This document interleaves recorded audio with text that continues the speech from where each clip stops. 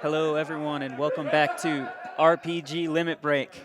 We are here raising money for NAMI, the North American Mental, excuse me, the National Alliance on Mental Illness. Uh, Over the course of that last run, we had a $25 donation from Anonymous. Real talk, this marathon means a great deal to me. It was during watching the last one that I finally made the decision to get what I desperately needed: help. I'm still held by anxiety, depression, the first two aggravated by a medical issue, and it's pretty sure by this point that I have ADD. But by you all coming together and supporting NAMI, and honestly trying to remove the stigma against this stuff, maybe one day everyone who needs help will be able to get it. It may not lead to a cure, but sometimes life is like RNG. You learn how to cope. All right, thank you very much for your donation. It's definitely going towards a good cause, and good luck to you in the future. So coming up next, we have East Memories of Celceta being run by Ghost King. And I approached him earlier today asking him just for what the run was about because I had not seen it before, and he promised me a good show. So I hope you all are ready.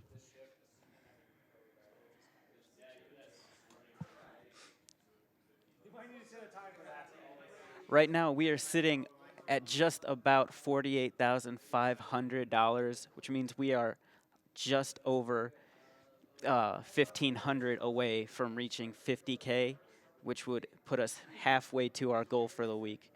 I know it's late at night, but we are so close. I think we might be able to do it before the morning shift comes in.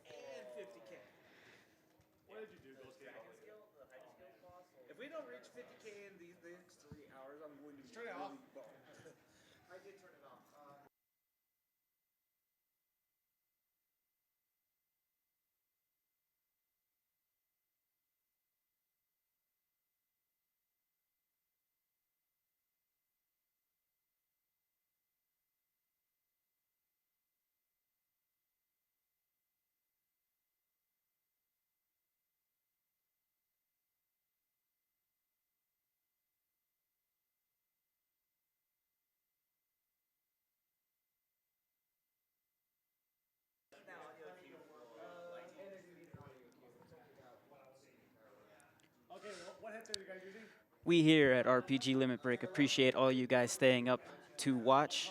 I know it's not that late for some of us, but it sure is for us out here. You guys have been awesome all week. If you guys aren't able to donate, you can still help out by just spreading the word, getting on any kind of social media using the hashtag RPGLB2017. The more eyes we get on this, the more people we can get to donate. So even if you can't give anything monetarily, you can still help out. And even beyond that, this charity is really important for us all the time, but especially this month, as May is Mental Health Month. You can join the conversation on Twitter using the hashtag Mental Health Month or hashtag Stigma Free.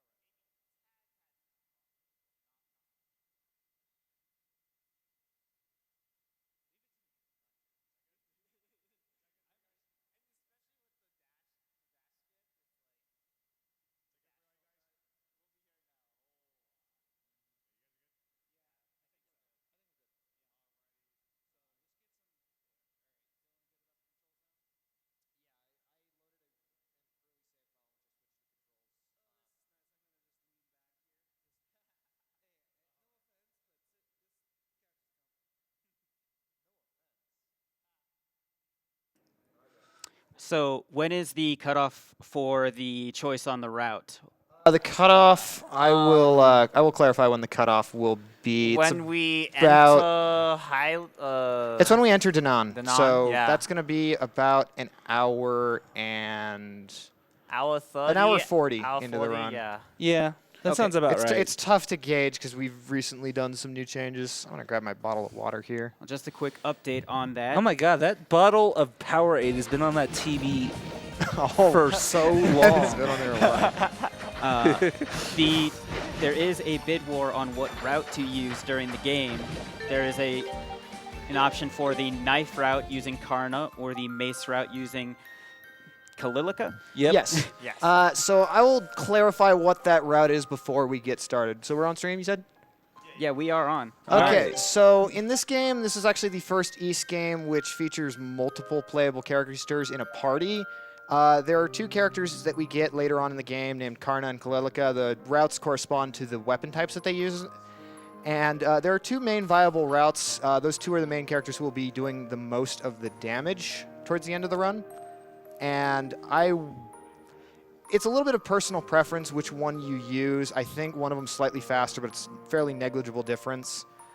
And we'll introduce the characters, but suffice to say, it's the knife route is a little bit more oriented towards reactionary play, whereas the mace route is more oriented towards just all-out attack. So just pure onslaught of damage. As of right now, they are separated by exactly $1. Dang. The knife has 32 and the mace has 31. All right. My preference is knife, but my preference is mace, but I can go for either or. So we ready for a countdown? Yeah, go ahead. Alrighty. So time starts as soon as I press X here. So 5, 4, 3, 2, 1, go. All right. Alrighty. So to introduce, thank you. Yes. To introduce this game, this is a sort of reimagining remake of the game East 4, which there are actually two East 4s.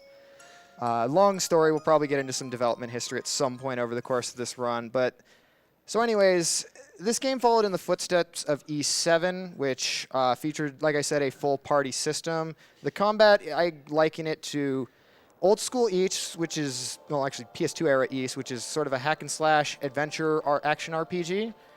And somewhat of a cross between Kingdom Hearts and Tales of, with its own unique flair.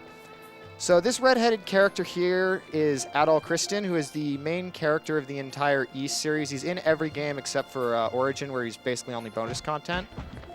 And the story of this game, as you kind of see by the text here, he has lost his memories. He's gone on an adventure in the land of Celceta, and he doesn't remember anything about what has happened here. So he basically walks in exhausted and completely amnesiac, and just collapses on the street after getting slapped aside by a villager. So we've been woken up in a bar, and we meet this mysterious blue-haired man who is not Dogi, and thus we will never forgive him for not being Dogi. Dogi is a character who appears in earlier East games. He actually appears in basically every main game up until 7, except for this one, because if he was in this game, he would tell Adol everything he needs to know. Oh, what? I'm going... It's not supposed to be going down left there. Already, you're kind of getting a glimpse as to the main form of movement in this game. Simply just hitting the X button will do kind of like a dash/dodge roll in this game, and it's going to be his main form of movement for a good portion of the run. So yeah, a little under half at this point. It's kind of an exaggerated somersault. So if you've seen Kingdom Hearts or Dark Souls or any of those, it's like that except much more distance per roll. Anyway, so the story of what's going on here is our pal here, Duran, is just reminding us a little bit of who we are. He doesn't know everything about who we are, but while we're in the middle of a conversation, we receive word that there's a monster inside the mines in this town that we're in that is basically holding the miners captive. So this is explaining Adol's unique action. There are multiple characters in this game, and they all have their own unique actions. Adol's is pretty lame. He can view memories, which are flashbacks that waste time. So we don't do any of the optional memories, but we do the ones that are required, and they give him tiny, minuscule stat bonuses. There's normally story in between them, but you know, It's fast purely forward. flavor text. The stat bonuses are so minor and just not worth going out of the way for. It's, you know, again, if you want to experience the story of the character, you pick up the memories. But for the most part, we're just going to ignore them. One thing I enjoy about this game is if you hold down circle, the cutscenes play at triple speed. So I want to equip this, and I want to remove the armor from Adol for a skip that I'm going to be doing later that involves essentially abusing... I'm essentially going to be deliberately killing Adol off for a few skips. And the reason I choose him instead of Durin, as much as I would like to do it with Durin, Durin has a little bit more health, so it's better to do that with Adol. This is a bit of a combat tutorial. Like every East game, you actually have to manually equip your first weapon. Unlike other ones, the game doesn't. The game will prevent you from moving on if you don't equip the weapon. Early games, you might end up accidentally not equipping a weapon and just dying outright. Yeah, so the basic combat system in this game is every character has like a simple 4-hit combo, which ends in, you know, just a simple little flourish. But you also have equipable skills that you hold down the R button and you can assign to the 4 face buttons in the game. And these skills will be mostly used pretty liberal. Because you just get so much SP in order to use it, and they deal a lot of damage generally. Also, when you use skills, there's another gauge called the EX gauge for the extra skill, which is like a super finisher movement. Finisher. Yeah. We're going to unlock that here in a second. Yeah, we're going to unlock that pretty soon. And so we want to be able to use as many skills as we possibly can. So we fill up the EX meter so we can do massive damage to bosses. Yeah, so go ahead and give a roll call here in a second. And when this upcoming cutscene. So the first thing I want to do is make sure I hit this big mole with as many rising slashes as possible to keep it from going underground. But anyways, so for a roll call, I am Ghost King or Ghost King G1. Yep. And here we have my commentators. I am Tuxdev. Yeah, and I'm Ozzy889. One other thing that's really important about these special move finishers that you rely on this extra gauge is that there's going to be some moments when he's fighting bosses where they have like a stun period. And the nice thing about these EX finishers is they extend the time that the boss is stunned.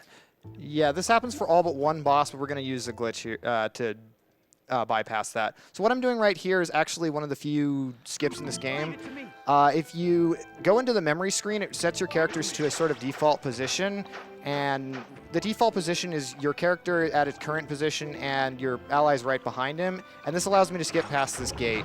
So I don't have to actually view the tutorial of how Durin opens locked boxes. I'm going to wait till the enemies are not aggroed and grab this rotor droplet to attempt to skip later. I do not actually need to get that. Yeah. So we're going to get into the first boss here. I'm going to let my commentators take over here because this one requires a little bit of focus to do well, but you go ahead and explain basic combat and specifically flash guards. Yeah, so with flash guards, when it's like a just guard for like fighting games, and in this battle system, it lets whoever the current party member to attack with like little extra crit damage, and it also fills your special gauge up a little bit so you can do more specials. Then once you stun the enemy, you can just throw out your EX skill, which does extra damage because they're stunned, and that quick kills like many of the bosses. Yeah, this one's a perfect example. It also helps that this boss is obviously the tutorial boss. Yeah. But most of this run is going to revolve around just how well he can perfect guard these attacks, just to gain the mini crits for extra damage, and to continuously build up his SP gauge so he can continue spamming skills, which in turns lets him build his EX gauge even more. And this is going to be particularly important for a couple bosses where he wants to use his EX gauge twice in one battle without losing, moving into a second phase of a boss. But we've gone ahead and we've picked up one of the major key items in this game that basically lets us teleport. The teleportation is via these special tablets that are different color and very in different areas. And unfortunately, most tablets that you can teleport to right now, you can only teleport between activated tablets of the same color.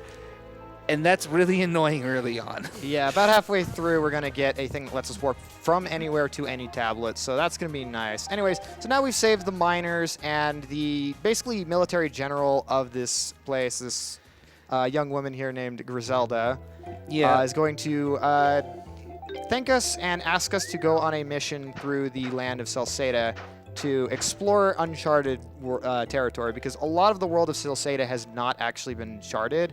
So she gives us a map, and throughout the game, we're going to we're supposed to be able to get a bunch of gold bonuses for the percentage of the map that we complete.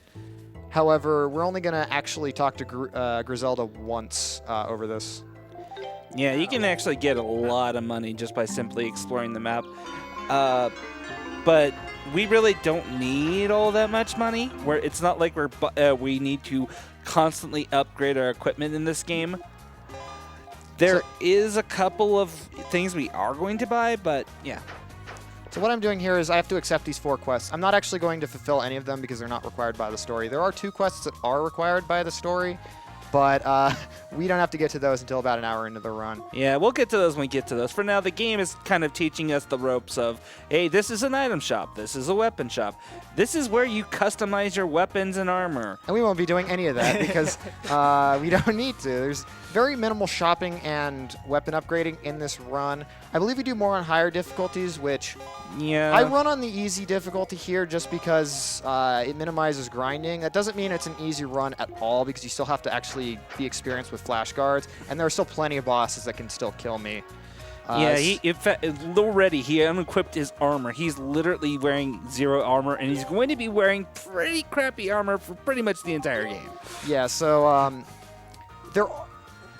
when I submitted this game to RPG Limit Break, back then I didn't even know we had any sort of route for any higher difficulty. I tried routing for normal, and I think at the time I really wasn't as good as I am at the game right now.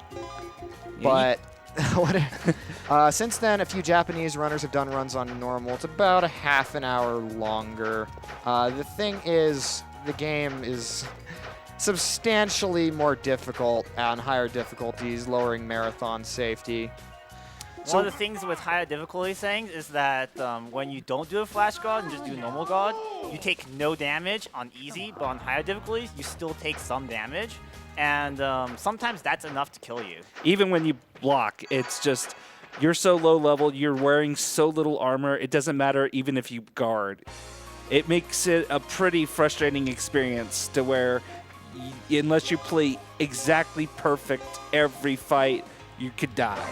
But on easy, that's basically negated because the game just flat zeroes all the damage out on easy. Yeah, although when you're guarding, you're not dealing damage, so there is that. Yeah, but we do have to guard sometimes. It's not a run where, yes, that is a convenient thing, but is not the thing we lean on as a crunch. Yes. It's more just a convenient extra. It is a little bit more important because Lair bosses have like multi-hit moves where you where you have to guard the entire move. So like the Lair parts of the move would still do damage on higher difficulties. And so a lot of this early game portion of the run is just moving from place to place. We do very little actual combat with random enemies. Most of the fights that we do are fixed. One thing to note is you'll notice that I'm not actually using Adol here. The reason being different characters in this game have different speeds at which their roll animation finishes, basically. Effectively, certain characters can do rolls faster than others. Durin actually has the fastest of any of the 6 characters in this game. I want to say like 5% faster than Adol. It adds up over the course of the first 20 minutes to approximately 10 seconds total. And honestly, when you're actually playing this game, if you actually do get a feel for it, he does feel faster generally. Yeah. Shoutouts to Tatata, who has, I would argue his run is better than mine, even though I have a 7-minute better time, just because we found a bunch of new tricks for this game within the last week. Yeah, it's actually pretty insane what you guys are going to see here. And in fact, these tricks are so recent, and Ghost King hasn't been just trying to optimize it in his own runs. There is a pretty good likelihood we could probably world record tonight. So keep your hopes high up for that. And no All pressure on on Ghost Wheel at all, or Ghost King. Sorry, I know 2 friends that are literally named Ghost King and Ghost Wheel. I can't help I it. thought we discussed this when I donated to his run, that I am Ghost in mine and he is Ghost in his. Okay, so yeah, there's a lot of movement parts to this. I actually want to minimize the number of warp monuments that I go out of my way for, just because I want to save time on travel. Upcoming is going to be a place where I can do a skip, but it's fairly unreliable, and I only get 1 shot at it. So that would save a minute, but I'm not going to actually go for it because me and Tux were practicing it for quite a bit, and neither of us were even able to get it once. That was, along with many other skips, discovered by another Japanese runner of this game, Ravi. Shoutouts to Ravi. He helped us with a lot with this game. To give you kind of a bit of a history of the runners of this game, before we get to that, I will explain what this this area is. Yeah, it's the Lost Woods, basically. Yeah. The visual indicator for which way I'm supposed to go is any place marked with any exit here. I'm marked with a white flower. If I go to the wrong one, I end up back at the entrance.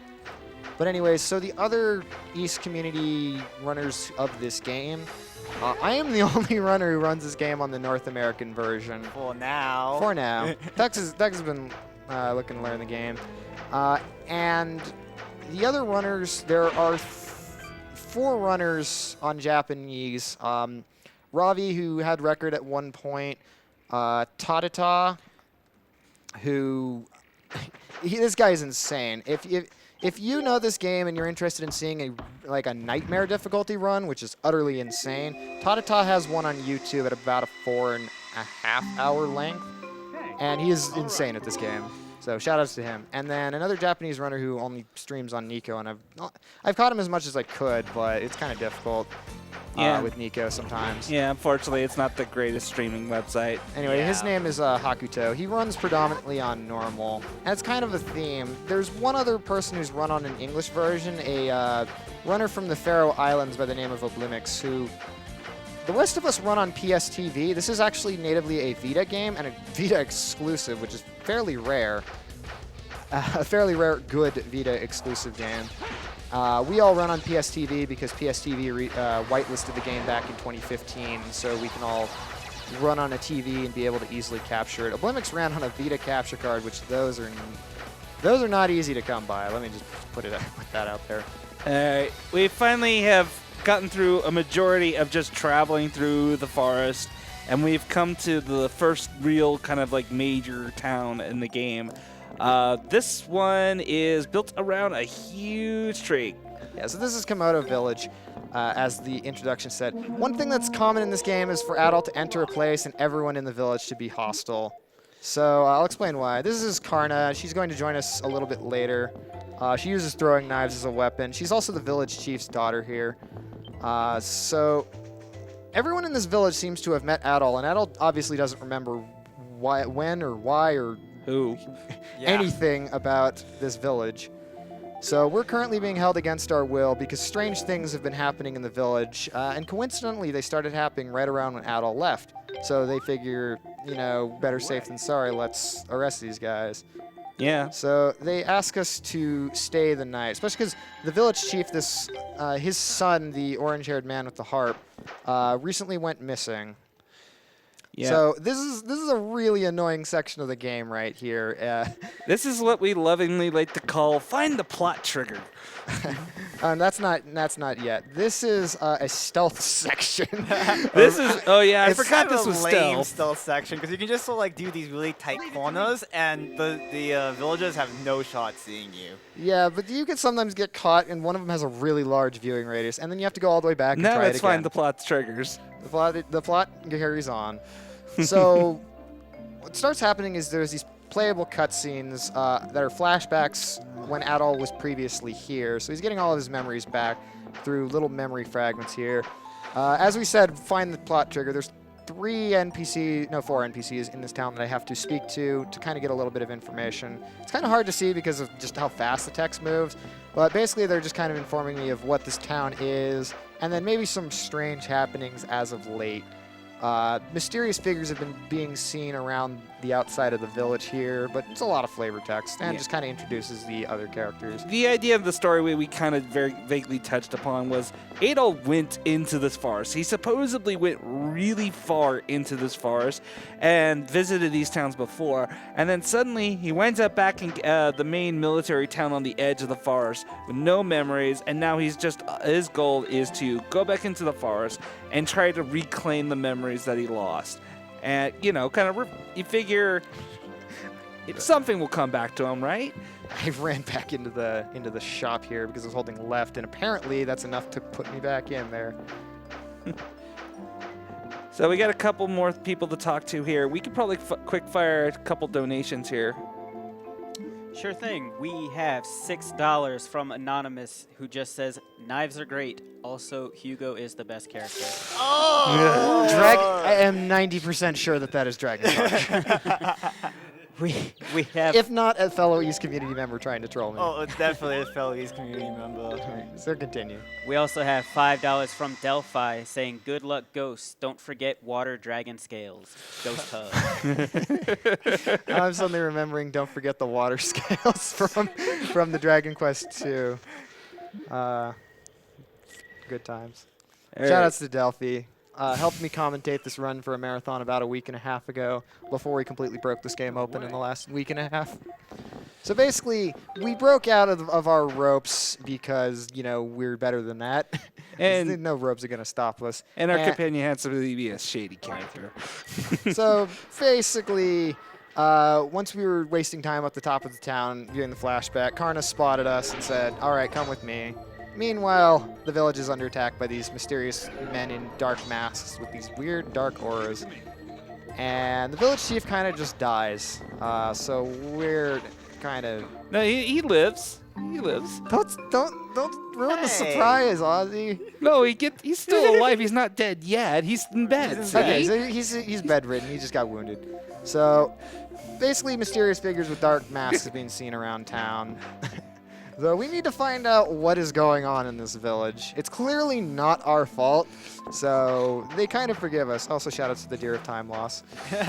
I call it that because there's a deer randomly there that I will pass it twice in the run, and I have a tendency to roll right into it and lose like a second of time. A deer is only there just to be another weird quest that you have to collect 10 fresh herbs to give to it. Yeah, I'm glad we don't do very many quests in this game. So we only have to talk to that one person in the shop there. And now Karna will join us, and she's kind of broken. So if you've noticed, at this point in the game for this run, if you kind of noticed, we did not actually fight anything. So we're level 4 and level 3, and she joins at level 11. Also, I should not be playing as her because she's actually fairly slow at rolling. Yeah, but the fact that she comes a higher level, she also has better equipment than we currently have. So that's just really something nice to take advantage of because we do have to go to the next quote-unquote dungeon. These dungeon areas in the game are treated pretty much like any typical Ys dungeon setting where we go through, we're opening up chests, we have a couple boss fights, and we usually have to come across a very unique item that we use in the game called artifacts. And the one artifact in here we will be getting shortly is...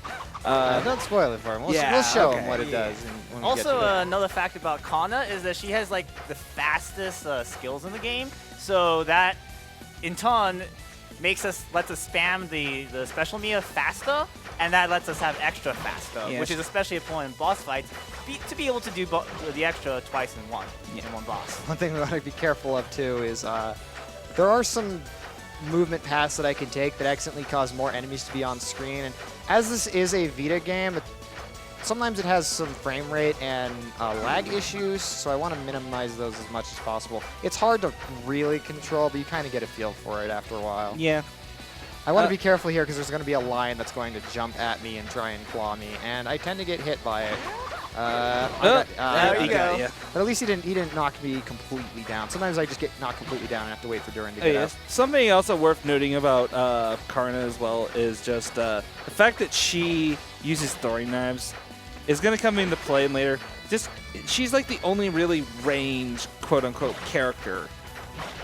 in the game. So I'm going to switch to in her casual immediately. play, Kana's like one of the best characters to play casually because she's very safe because of her range, and she's very fast, and so you can pretty much just dodge roll any attack and then use her range to counter attack very safely. So I'm going to switch to her immediately and use her EX skill right away. While this is happening, I'm going to set homing knives to square.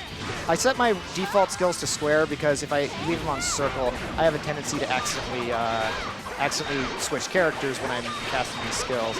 So basically, I'm just spamming the heck out of homing knives because I don't actually have to aim them. These guys like to knock me down a lot. So also what's nice is while I'm using any skill, there's a few armor frames. This gets exploited with the mace route a lot more than it does with the knife route, though. Yeah, So- you'll also notice the enemies are also poison right now. Karna's weapons have a innate ability to inflict poison. I think it's just her EX skill that does No, that. no, it's her this weapon. weapon. It's her Flying weapon. Wow, I am totally wrong. I have not taken a look at her weapon. Yeah, so it's- basically, oh, yeah. the story here is these are actually other villagers who've been possessed by these masks. So clearly we're in the right spot if that's what we're looking for. So this is going to introduce us to Karna's unique action, which is actually way better than the other two. I have not actually demonstrated Duran's because we skipped his tutorial with the gate skip in the first dungeon. He opens chest, woo. Yes, you can open locked treasure chests. And what's great is one of the new tricks has us open 3 less locked chests, so he's even less useful. But because he's our main form of movement for the first hour, 20 minutes, we kind of Even need so, him in the he's party. not the main loser of the run due to this new glitch. Yeah. We'll explain that when we get to Yeah. it. So the other thing about the poison damage, and I bring it up because really poison and in status effects in general in this game for your weapons on the enemies isn't really going to be all that important or useful because most because we don't rarely fight any enemies that are susceptible to the status effects. Just back rolls Almost and every swag. boss in this game is immune into a status effect. All right. So I And really also- like this song, so I think I actually want to be quiet a little bit for this one, just because I think this is a really cool dungeon theme. This is actually remixed from the 16-bit East Dawn of, is it either Dawn of East or Mass of the Sun. Just about most of the music in this game is remixed from the The original ones. Because when Falcom actually gave the 2 versions of East 4 to 2 third-party developers basically, and they gave them a guideline of like a general plot guideline, but nothing very particularly specific, and a bunch of music. So all 3 games are very different. And- This is the first one that Falcom themselves made. All right. I really like the slap bass. Generally, the music in this game is all really, really good, and that's a general thing for most Ys games. All Falcom games in general, like Trails of Cold Steel, Trails of in the Sky, also have fantastic soundtracks. All right. So I need to be careful not to accidentally knock over the one on the far left, because if I do that, it's going to just be a nuisance. Thankfully, I have to be really far out of the way in order to do that. Yeah, basically there's a troll like target there. If you knock it down, it falls on top of a chest and you can't open it. Fortunately, we don't really care about opening it, so Hey. Oh yeah, this is something else about dungeons in this game. For the most part, they usually have a mid-boss and the main boss. And this would be the mid-boss for this Yep. dungeon. This deck sucks. So again, with this boss fight, it's pretty easy, kind of just like guard and just perfect guard with the mini crits, spam homing knives, because that's their quickest skill that does really consistent damage and builds up that EX gauge real fast. And the moment that stun comes in, switch to Adol, perform his EX skill, and then Just go to town. So Yeah. the reason why we switched to Adol to do the EX skill instead of staying with Kana and like superior damage at this moment is because you can activate EX skill, immediately switch back to Kana, and start spamming skills immediately, whereas if you use Kana's EX skill, she has to go through the stop animation of a skill before she can start using skills again. So that lets us use that second EX for Kana's EX in this boss battle, when otherwise we wouldn't be able to do that. Yeah. So yeah, like you said, one of the other nice little effects of whoop, did not open the chest. One of the other nice effects of EX skills is they basically stop all time around me. The one caveat to it is if I switch characters while using it, the character does like 60% reduced damage. So what we just picked up here is the Dwarf Bracelet. As it implies, bad menuing. It shrinks us down, and we can go into these little holes here. Unfortunately, it has the side effect of reducing your strength and defense. Side effect, which is like upside, downside, like downside in the sense that yeah, you could die easier in here, but upside we can die easier elsewhere. That's actually important. Yes. So the other kind of unfortunate thing is it lowers our roll speed. We kind of can't avoid that. Yeah, even though it looks like he could probably take it off and stand up straight, he can't in there. Whoops, I pressed down once. These menus are actually extremely responsive, surprisingly. Yeah. So I end up over-pressing, under-pressing from time to time and just completely messing it up and having to wing it. Yeah, unfortunately, he does have to find specific things chest in here. These slate fragments are actually 3 parts to opening a certain door in this dungeon, and he has to go out of his way to do them, to collect them. And they're all hidden in locked chests. Thankfully, we actually only have to do one of the slate fragment puzzles. There is another one in a later... Oh, darn, I did not get far enough out. There's another one in a later dungeon, but we'll skip that. Okay. What's really irritating about these slate fragment puzzles is that in the US version, they require the touchscreen, but in the Japanese version, they don't, so the Japanese version is better for this.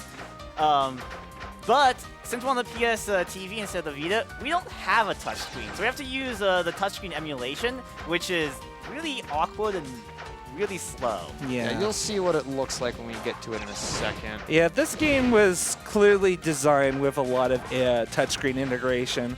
You can simply test. Like localized. Localized, yeah. Yeah. The Japanese version doesn't even have it. Yeah. So, for example, if you touch the actual artifact, if you're playing with an actual Vita and use touchscreen, you can touch the artifact on the screen to immediately go to the artifact menu, hit the bag icon to immediately go into your inventory, hit the map to get the full map thing, and also you can, if you tap an enemy on screen, it'll scan them. All right. Sorry, we're talking over each other there. Yeah. What I just did there is I killed a few of the little bugs. Killing things gets you skills. You can learn them in a few other places, but I really want to get a skill here called Stun Raid, which has an effect that every time I hit it, it gets triple the... it fills the stun meter like 3 times as fast as any other skill that Adol has right now. Yeah, it's not going to be useful for this dungeon, but it's going to be useful for an upcoming dungeon. Every skill in the game generally has like 4 degrees that it follows. It's like stun, power, range, and area of effect. And it just so happens that Stun Raid, hence the name, is really good at stunning things. It also has a pretty decent range to it in terms of like not so much range, but area of effect. And skills in this pretty good range because Stun Raid makes Adol actually leap into the air, and that's a pretty far distance he leaps. Yeah. Also, skills in this game do level up, but the increased stat bonuses to a level up skill is pretty minor in the grand scheme of things, and isn't going to be hugely reliant. And yes, circle too long there. Yeah, and here we go. This is the touch screen. It's awful. I hate so these awful. so much. So it's really hard to tell where I've the done pieces are. this puzzle once smoothly, and that's literally it. Like, I've done these puzzles a bajillion times, and like I've been able to do them like once, like smoothly, where I like put the piece like exactly where it needs to, and like spin it just right, so it just like falls into place. Yeah, all for the most time. part, it's pretty really lenient, slow. but it's still kind of annoying just because of how awkward the controls are. And I've only done that exactly once. All right, here we go. Time for the next, the final boss of this dungeon. I hate this boss. So we find this mysterious man who also happens to play the harp, much like Karna's brother. Unfortunately, he summons flashback. giant enemy crab. It's a hermit crab, so it's not actually a crab. So what I'm going to want to do here is just basically stall time and do damage while doing so. I want to flash guard here and hit him with 2 homing knives because those come out really fast. And it exposes weak spots, so I can do a good amount of damage in a little burst here. The annoying thing is this is entirely time-based, and sometimes I won't do enough damage to kill him really quickly. Okay, I kind of want to... Ah, darn, I missed my flash guard like the first time. It's been going pretty well so far for flash guards. There, we got my Yeah, extra's good here. Do not want to get hit by those because those can stun, those can paralyze Kana, which just makes things a little bit slower and more awkward. So after a certain amount of time in this fight, or his attacks, I don't exactly remember, he's going to start rolling into a ball here.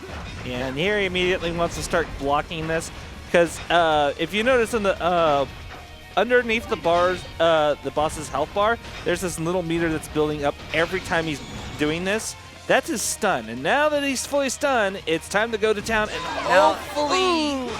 I got it. Got it. So there's a very important timing here.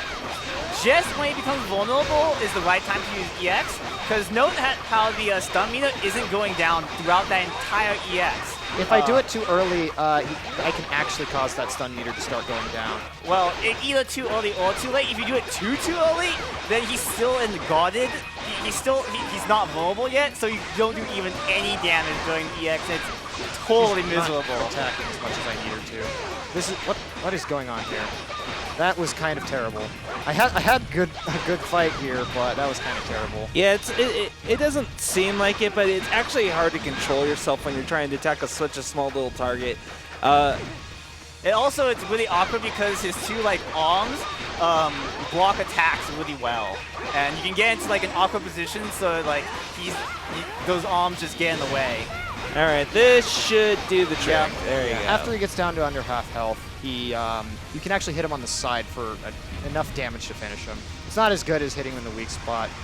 For some reason, she just wasn't attacking as much as I needed to, and I was mashing the heck out of my attack button, so I don't know what was going on there. I think it's those arms, man. Yeah, so turns out he's Karna's brother here, Remnos, who's really good at playing the harp. And also really good at being mind controlled. He's not actually mind controlled is the thing. And Oh, she takes you're off. ripping on me for spoiling things? He just says it in this cutscene here. Anyways, so we decide that we're going to leave Komodo because we have a bigger fish to fry. That mysterious purple-haired woman who came in and was evil, and that's about all you need to know for this story right now. Second, we didn't get stopped by the deer once. All right, so now we have a very important cutscene that actually must play, by the way. I just want you to know how important this cutscene is. It's just, so there's these 3 bumbling idiots named Commander Leos, Sancho, and Ponza, and they always follow us everywhere, but they don't actually contribute anything.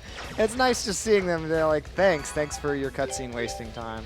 You say cutscene wasting, I say cutscene importance. For whatever, cutscene flags in this game is an interesting topic for Tux Dev and me. Particularly, it comes up very, very important a little bit later, and that's kind of a big part of this run.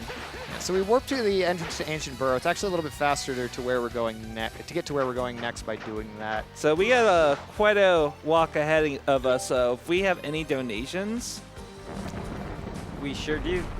We have a $25 donation from Steven0784 who just says, "Good luck, Ghost, on the new skip." So real quick, this area, Misty Peak. Oh, you have to go somewhere in a hurry. So it's similar to the first forest in that it's kind of like Lost Woods. We'll enter the first screen if we go anywhere incorrectly. On the first screen, though, it's actually fastest to go is southwest because we load in the northeast loading zone and we can just go straight there and it saves a couple seconds of movement. yeah, the gimmick of this labyrinth is as long as you're going downwards, like on a slope onto the next screen, then you will be going in the correct direction. Sometimes this can be kind of fooling you because it looks like you're going up someplace and then you think, oh, this isn't the way. But if you keep going that way, eventually you find a slope that starts going downwards, and that is the correct way. So we got another cutscene here where you're forced to pitch a tent near one of these routes. Yeah, so each of these cutscenes near these routes is actually kind of a preview of what we're going into next. As a bit of a note, so the next town we're going into is a town called Celray. Both the Komodo and Celray scenarios can be done in either order. We do Komodo and Ancient Burrow first before tackling this section, because if we do that first, there's a higher chance for us to pick up stun rate, and this dungeon is a little bit easier when your character's at a higher level than Ancient Burrow. Yeah. The difference is significant enough that we do that first. So this is actually extremely important. It's not something we did before, but I need to activate that warp monument. Otherwise, in an upcoming glitch, I'm going to soft lock the game. So that is properly taken care of. So, like in the last town, we are being arrested as soon as we enter a village. I'm starting to notice a habit with you. Yeah, Adol seems to get himself into trouble. He actually doesn't get into trouble. It's just bad things happen right whenever he seems to leave any of these places. Or arrive into a town, or visiting a new country, or going on a trip on sea. Something just seems to go wrong. Well, especially going on a trip on sea. There's like a running joke in the East series that Adol and boats don't get along very well. Like East 1, the whole reason he got shipwrecked on the island that East 1 happens on is because he tries to navigate something called the storm wall, and it doesn't go well for him. Then in a bunch of the other East games, similar things happen where him and boats, no. So what's going on here is Adol is having another flashback of when he was previously in Celray. And here he met the young village leader, a blonde man by the name of Ozma. Apparently a frequently occurring character name. Anyways, so he introduces us to the sacred beasts of this town, which are these creatures called Spartas, which I'm just going to point out, the babies for them are absolutely adorable. And anyways, so what actually happened in town is everyone accused Adol of poisoning the river. So while locked up, we trigger another flashback to when Adol first came to town. He met the village leader, became friends with him, and got to ride the Sparta on the river. I'm kind of jealous, actually. Please don't screw up the menu. You know what I'm talking about. Yes, I do. I actually don't have that on my little note card that I have here to remind me of things. Yeah. Oh, that's why I'm here. I'm the note card you didn't want. I have to pick the second option there, otherwise I have to redo this cutscene. That's the one. So Ozma comes in here and he's like, well, since he is a friend of ours, he trusts that we had no intention of any wrongdoing and that probably this isn't our fault, but we want to kind of get some information to see what exactly has been going on. Yes. Unfortunately, none of the other villagers particularly are like Ozma, and they think we're probably at fault for whatever happened. Yeah, so what ended up happening is the river's apparently been poisoned, and nobody is quite sure why, but as soon as Adol left, he headed out south, which is the direction of where the source of the river is, and they just think he may have been the one to poison the river. Right. So now he's just talking to various people within the town to gather some information while Ozma accompanies him to kind of like ease the villagers. Granted, not every villager thinks he's guilty. It's just there's enough people that are really uneasy of this, and there's something Ozma isn't telling everybody. I did the menu, Ozzy. You don't have to remind me. You're welcome. Thank you. Okay, so last place is right here. Talk to this shopkeeper, traveling shopkeeper. He shows up later, but We never buy anything. we never buy No, anything from him. We're going to buy... Actually, he doesn't show. Does he show up later? I think we skipped shows the up- second time. That's right, we do. We do see him at much later. Right but- before that one dungeon, right? So I have to, I have to Yeah. be careful here. I have to make sure I answer the bottom option, and this game does not buffer inputs very well during fast-forwarded cutscenes. So if I even if I just tap up for like a couple frames too long, it will it will end up accidentally picking the top option, and I have to repeat the text box. So Right. Ozma takes us out all the way to where nobody can hear us, and he actually reveals that the Spartas at their natural den, their lair, which is called Sacred Beast Lair, are actually the ones poisoning the river, and it's kind of a dark kept secret in this village. but he doesn't want anyone to know this because they're kind of sacred to the tradition, and it would utterly just kind of It's ruin. also just something of a tribal law that everybody in his family has kept this secret from the villagers just out of law, and that's, you know. So we're going to go to the sacred base lair where all the Spartas are and investigate, because they don't. It's not like they release poison on any whim. It's because they're scared. So Ghost, how's your X button? How's my what? How's your X button? Ow. Ow? I have been mashing this button since the start of this run. I fear for my PS3 controller someday. I'm getting a lot of lag out of these enemies here. Ooh, There's a that's lot lovely. on screen, yeah. All right, this is the entrance to Sacred Beast Lair. This is the first kind of like dungeon that I feel does a better job of showing off a character's skills that we'll never ever see any use anywhere else in the entire game. Yeah, unfortunately, because our new little glitch kind of completely makes this unique skill completely pointless from this point forward. Yeah, after this dungeon, Ozma is going to become a ghost, and we will say how.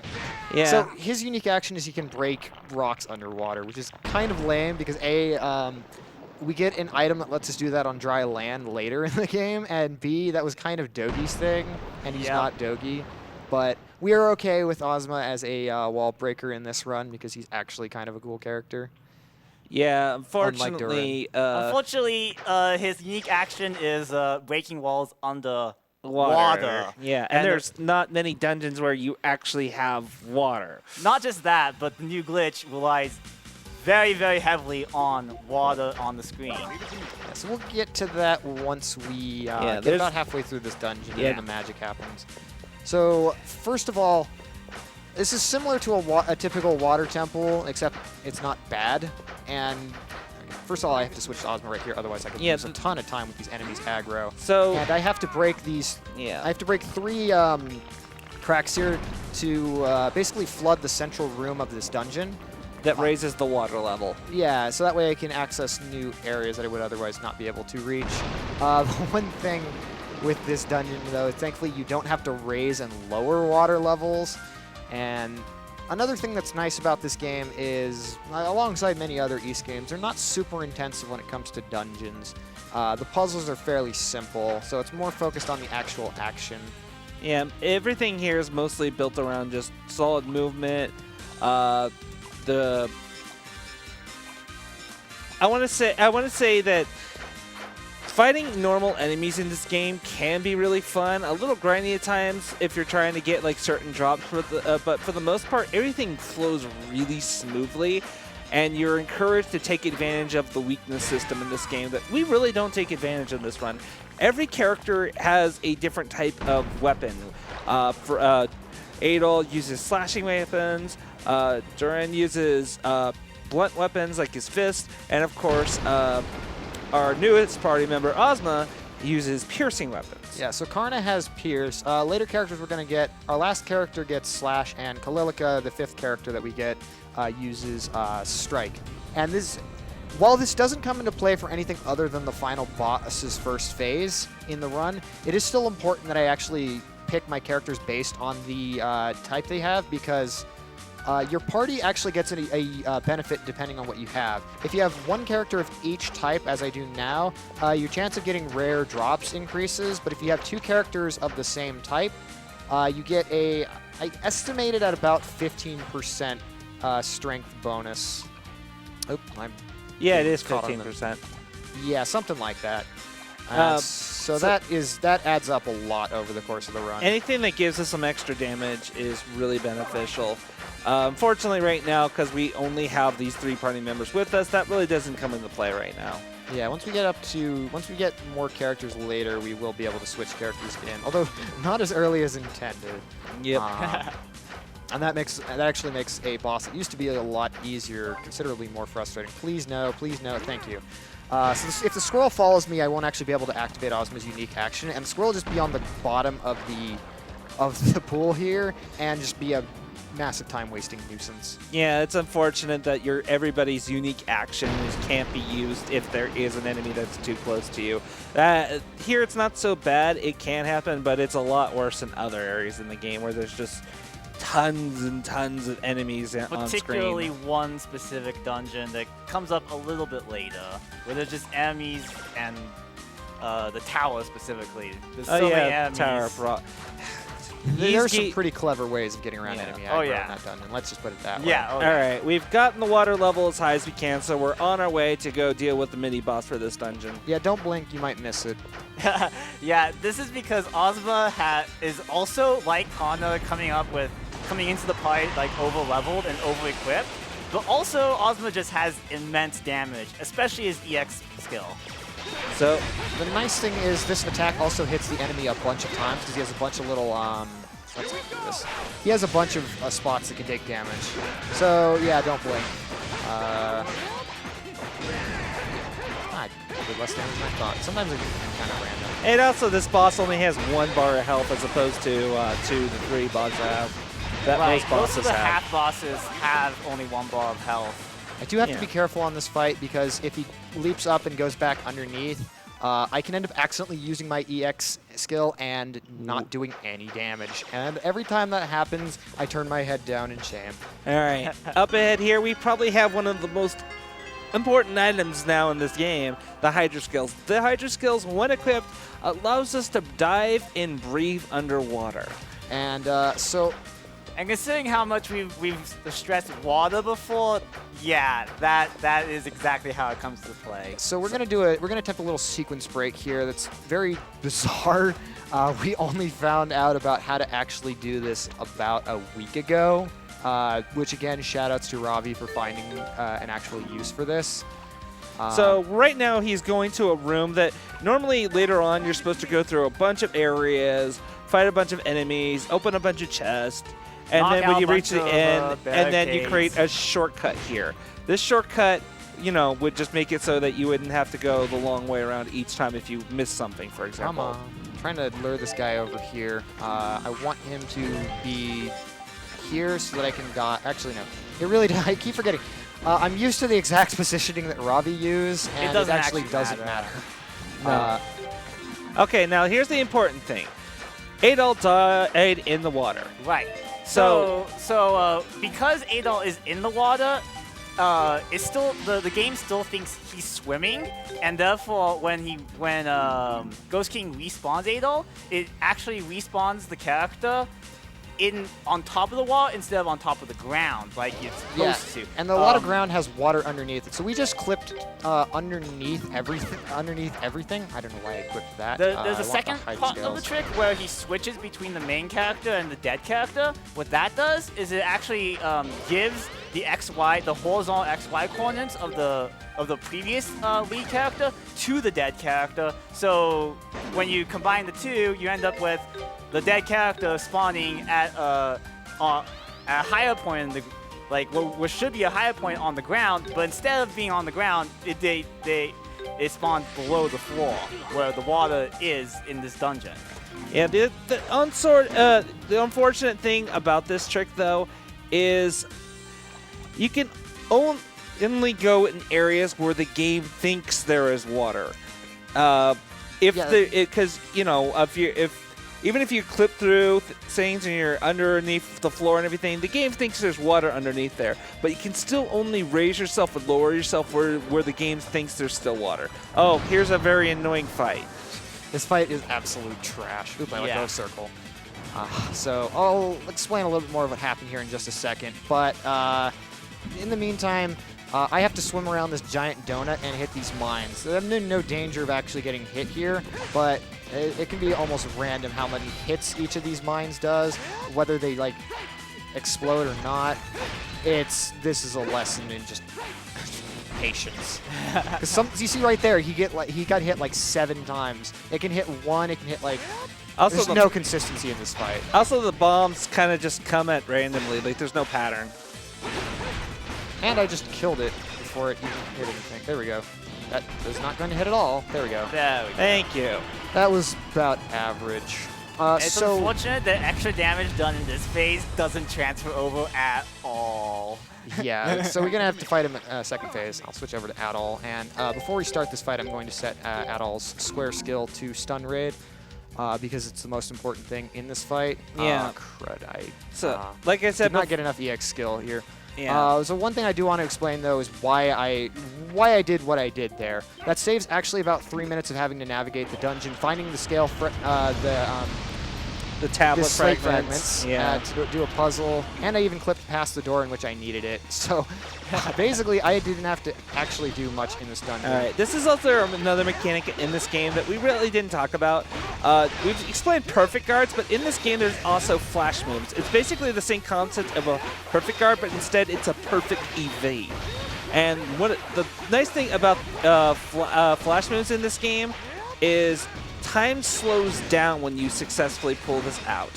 You don't get any mini tricks from this, but the extra time that you get from doing the flash move against this boss, whose main weakness is from the little, I don't know what the official name is for it. It's actually called an Eska. We looked this Yeah, up. it's called Eska. The Eska, the little antenna. Oh, God, angler I clipped into thing. him. Okay, so he's done, and now he's going to switch to Ozma and hopefully finish him I get off. this enough. Yeah, it looks like it's not going to get the... Yeah, you're not going to get the I have X. to do a second cycle. Yeah. I probably should have hit some enemies more before getting into this. Darn it. I did not flash move quick enough. So most of this fight is just flash guarding well. Right. All right, see. This is the main reason why you want stun rain for this fight, because you can see when he's using stun rain on this boss, that meter is slowly filling up pretty fast. I contradicted myself, didn't I? Darn it. It's like missing all the I flash see him guards. move slowly because he's time slows down, but yeah. I'm gonna blame exhaustion, but he should be able to finish stunning him here. And Yeah, I missed. I missed the flash guard. there we go. There we go. All right, so ordinarily Ozma can actually do about a bar and a half of this guy's health, but we'll finish him right away. And boom. That's just his Massive first hit. damage, This does yeah. like almost a bar of health. No kill like overkill, right? Pretty much. All right. To be honest, this boss is dumb to get in one cycle. Yeah, no, actually, you can do it fairly easily. I just forgot to hit some enemies up so that I could fill my EX meter a little faster, and that way it would be full by the time his weak spot was exposed. So anyways, we saw this little Sparta baby with knives in its back swimming around and being chased by Angaboris, that giant angler boss. And now we've reached the heart of the Sacred Beast's den, and they're just yelling at us very loudly. But the baby warns them, saying, "Hey, these are good guys. You should, don't attack him." So the real person behind this is this guy named Beast Tamer Gaddis, who invaded this Sacred Beast land and has basically scared them off.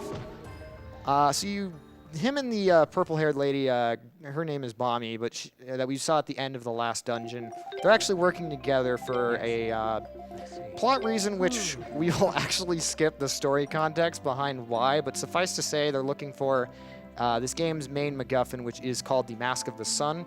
The first version of Ys 4 is actually called the Mask of the Sun, and is basically, your typical very powerful plot device.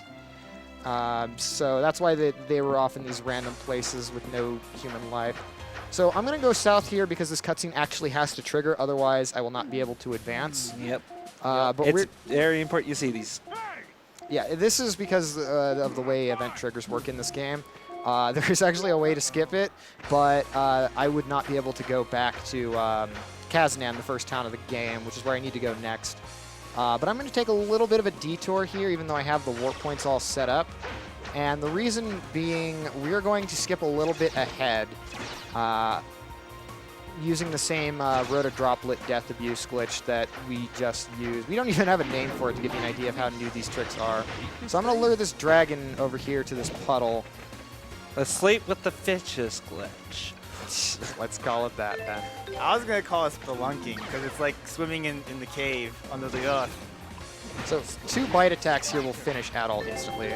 Yeah, again, that's the benefit of the Dwarf Bracelet. Your defenses get lowered, so he dies quicker. Oh, and, you know, we did, you know, unequip Adol's armor, so he, yeah. And we're now in an area. Oh, no. I'm going to have to load a backup save for that. That sucks. Yeah, he does not have another Rhoda Droplet, unfortunately. What do you have? All right, we'll make this work. Yep, You gonna go buy another one? Yeah, I'm going to go buy it. Oh. It's fine. This is fine. Everything's fine. Yeah, this is totally fine. And unfortunately, what Rip happened? record. Yeah, that's unfortunate. He attempted to go underneath the floor, clipping, and instead we ended up hitting a ramp zone, which popped him back up to the earth. Yeah. To the top of the earth. It's fine. We got plenty of time. Yeah. It's really important that we do this now. But since I'm repeating it, we're basically just doing the same thing over again. So if we have time for donation, feel free to go ahead. Yeah, sure. First, I want to just give an update on the bid war that is going to be coming up later in this run for the route. Right now, Kalilica is in the lead with $61, and Karna has 32. Make a safety save, by the way. You don't have to tell me twice. So I'm going to have to grab an extra item in a later dungeon just to make sure I have enough money. Money is important in this game. It's fairly tightly routed, and especially if we go with the Mace route, because her weapon, the big thing that defines what character I use is a weapon that I buy later in the game. I only have enough money to buy a 1, so it's, yeah, very important that I carefully manage my money. So I'm going to actually make the save before I have Adol die here, specifically because this glitch doesn't work if you load a save with a character who's dead. All right, yep, lure him in.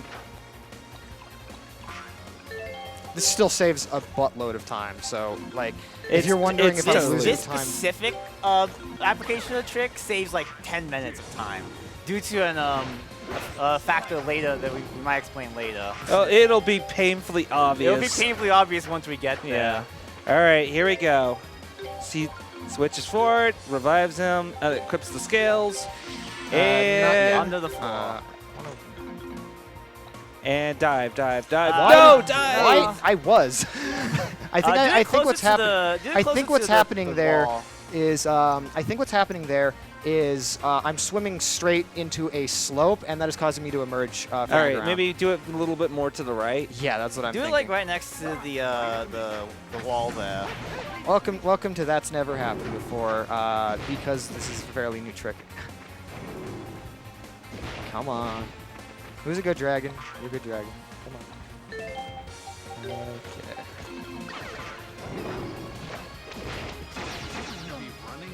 No! Okay, that is another bad thing that can happen. He happened to die while the frog's tongue pulled him to the surface. Yeah, he needs to die specifically in water. So it's really... Come on, Dragon, let's do this again. Same as the first. This run has been actually going really well up till now. Yeah, if you get a little deeper in the water if you have to. And there we go. Okay. And Duran is over here mining. I don't know why. It just hugged the barrier. Yeah, there you go. Okay. So there we go. Hydra. There you go.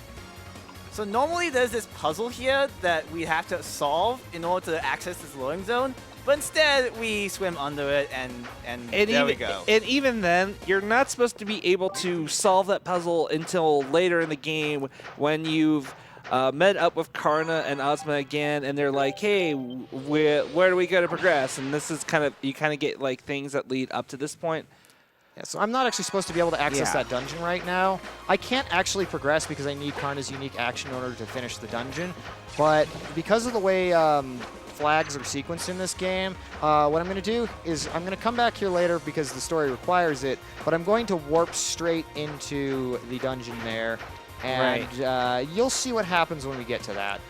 So the first thing we need to do is the story requires us to go back to the main city of Casnan.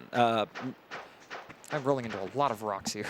Unfortunately, the fastest way back there is by warping from one set of colored tablets to the next set of colored tablets, and so on and so forth, until we eventually get back. Yeah, another thing you might also notice is some of these warp points I don't set, but I use. It only matters that I have the endpoint set. So like right here, I set that warp point earlier on in the run. I didn't actually trigger this one when I passed it, just because it would take a little bit of time to go out of my way to get it. And I don't need to set the starting warp point when I get to it. I only need to set it when I use it to teleport back to town. So we're back in Casnan town. There's a bit of a ruckus going on in town. Of course there is. Why wouldn't it be? I mean, Adol just arrived. Clearly something's wrong. So she gives us 4,000 gold because we have not actually met with her to show her our progress on the map. And next up, decide we're gonna get together and figure out what we're gonna do next. Right, because essentially you've found the two places that you were meant to go discover. And hello, not secret evil boss, I swear. All right. So he's got a dark robe and and gray hair. yeah, Clearly nothing wrong with that guy. none. I have to pick the second memory here. Yeah, because you're basically trying to think, where haven't we gone yet? Oh yeah, there was that tower. Which tower is it? There's been so many in these games, I've lost track, actually. So Duran says he's going to gather information. He has us kind of... he says he's going to meet an old friend. That's not shady enough. So he just wants... Oh, shoot. We have to accept these two quests. Yeah. So we have two mandatory side quests that you have to do in this game in order to progress the story. The first one is hilarious, and I'll explain why here in a second. So there's these two kids who want us to go around town doing their little scavenger hunt, finding these 5 gold nuggets. And basically, we tell them, no, your quest is stupid. I don't want to do this. Yeah, they give you the... I'm going to ask for a little silence because we get a really cool voice bit here sometimes. It's always just kind of funny. So sometimes Adol will say, I failed, in this like deadpan voice. It's the only side quest in the game you can legitimately just say, I don't want to do it. Yeah, and it still advances plot. The other thing that I kind of mentioned, this game actually does have voice acting, and they hired some pretty fairly well-established voice actors in the industry, despite this game having not a whole lot of lines. No, it's all it's voice clips rather than full voice acting. Basically. Yeah. Anyway, so I have to mine for all the gold, or in this mine I'll get 12,000 gold. It's always timed here, so we got about a minute. So feel free to read donations until You got time 40 runs out. seconds. Quick fire. Go. All right, let's go. We have $5 from Creative Ellie, who just says, good luck with Run Ghost, you are a champ. Donations to Runner's Choice. Never give up. Never surrender. We have $25 from Anonymous, who did not leave a comment, but thank you anyway. We have $15 from Key Paladin, saying, good day, folks. Key Paladin from the audience. I'm disappointed by the lack of a bump system in this game. Please fix that. Good luck and have fun. We have another $5 from Delphi, who just says, R.I.P. Ozma, Ghost Hug. Ghost hug. So, yeah, if you've never been following the Ys games at all, this game is wildly different from how Ys games originally started. They originally started with a combat system called the bump system. You basically run into things, and they liken it to popping bubble wrap. You just basically ram into things, and it does damage. It's kind of interesting. Later games had an action button, so they became more hack and slash. Yeah, it's actually kind of funny going back to playing some of those old games because it is so widely different from anything there currently are now. So there's a mass gathering of the townsfolk here looking up here. Oh, hey, it's Karna. She followed us all the way from Komodo to try and find us. She was like, hello, and everyone thinks, hey, there's this young girl in danger. Quick, she might jump. Don't do it. You have so much to live for. Yeah, so Leo tries to be the hero and save her, but she kind of lives in a treehouse. Yeah. So Griselda comes in and is like, what is the meaning of this? What is going on? Turns out she just came a long way to find us. You know, despite all the wackiness with General Leo, I actually like his character. He's wacky, but they do try to take him somewhat seriously in this game. I like the scene here. Decide, hey, we're together again. Let's go do stuff. Let's get drunk. And pass out. So Durin comes in here, and there's this funny bit of dialogue where he's like, why is she asleep? And Adel, and your first option is, and I almost got away with it too. Like, trying to do something. She actually, there's nothing wrong going on here. She's actually just exhausted from her long trip over here and passed out from tiredness. So at this point, she officially joins our party for good. And we have a notebook that suggests, oh, we kind of know where to go find this tower. We see like some notifications, like there's like this shortcut that takes you underneath the river. Well, you know, we should go to Celray, ask Ozma about it, and maybe get some more information. But, you know, we've already opened up that dungeon that takes us underneath the river. Why don't we just go there? Yeah, so basically the idea is there's a place called the Underground Ruin, which is where we want to head next to head to the, what is called the Primeval Lands. I'm going the wrong way. And there's a puzzle there, which is set north of Celray. So we think, hey, let's go to Celray, pick up Ozma, see what he has to think about this. Yes. But what we're going to do right now is effectively going to break the game a little bit. Yes, unfortunately, Ozma is now Sir. I will no longer be appearing in this film. So, yeah. He's supposed to be a main party member that's supposed to join when you go back to Celray. You get your next progressive plot thing that leads you to the shortcut, and he just kind of stays with you the rest of the game. Since we skipped this, however, and we have access to the dungeon, we have broken the sequence of flag events in the game. And the first major thing that's going to impact is, it's really bad, isn't it? Is that we're going to be able to go into the dungeon, and, well, the first notable thing is, well, you probably won't realize it unless you played it before, but when you get to the statue, you're supposed to be a cutscene. Yeah, there's not a cutscene there. Yes. So the game thinks that there's supposed to be a cutscene that's supposed to play as soon as I get near Celray, and that's where we pick up Ozma and decide, hey, we're going to go do this puzzle, and then you're supposed to do the puzzle in front of the door. But since we don't have to do any of that, now the game is set to a state before this, but the dungeon is still there. So all cutscenes for a while are not going to play. Yeah. And this is very important in our next town. So before we comment a little bit too much, right here will be the thing that I needed to grab Karna and why I didn't just do this earlier. But I really like this dungeon theme, and it only plays in this dungeon, so I'm going to be quiet here for a bit. Well, I'm going to talk. Ozzy, please don't. Wank, get over it. The nice thing about this trick, though, is the fact that even though we're skipping all these cutscenes, we're still not. The boss fights in this game still happen. Like, those are not considered cutscene triggers in the same way as plot triggers in this game. Also, we just did a glitch there.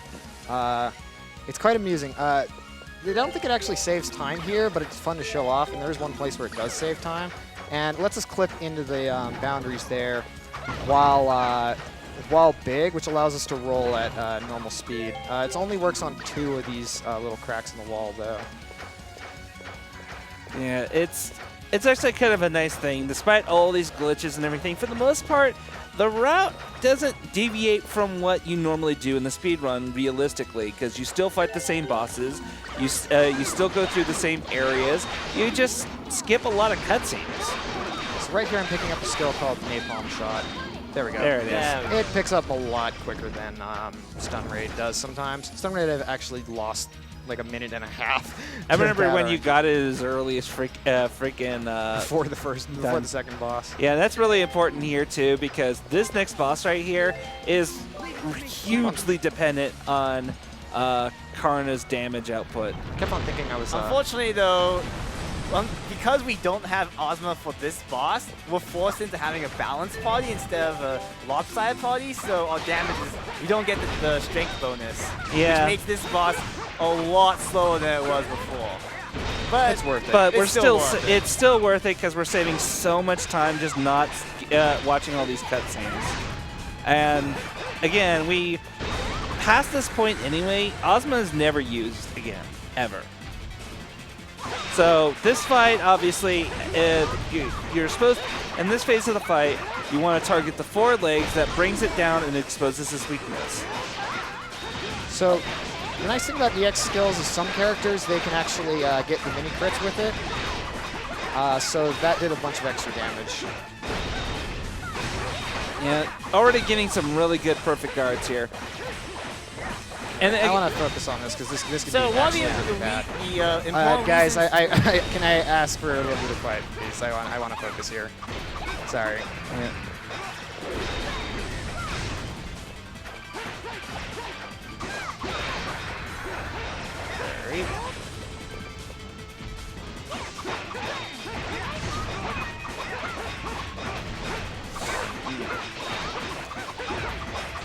Darn, I'm messing these up.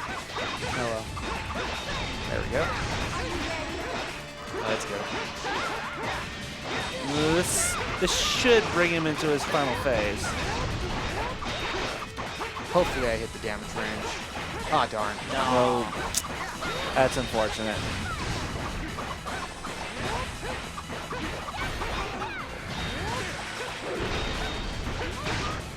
Yep.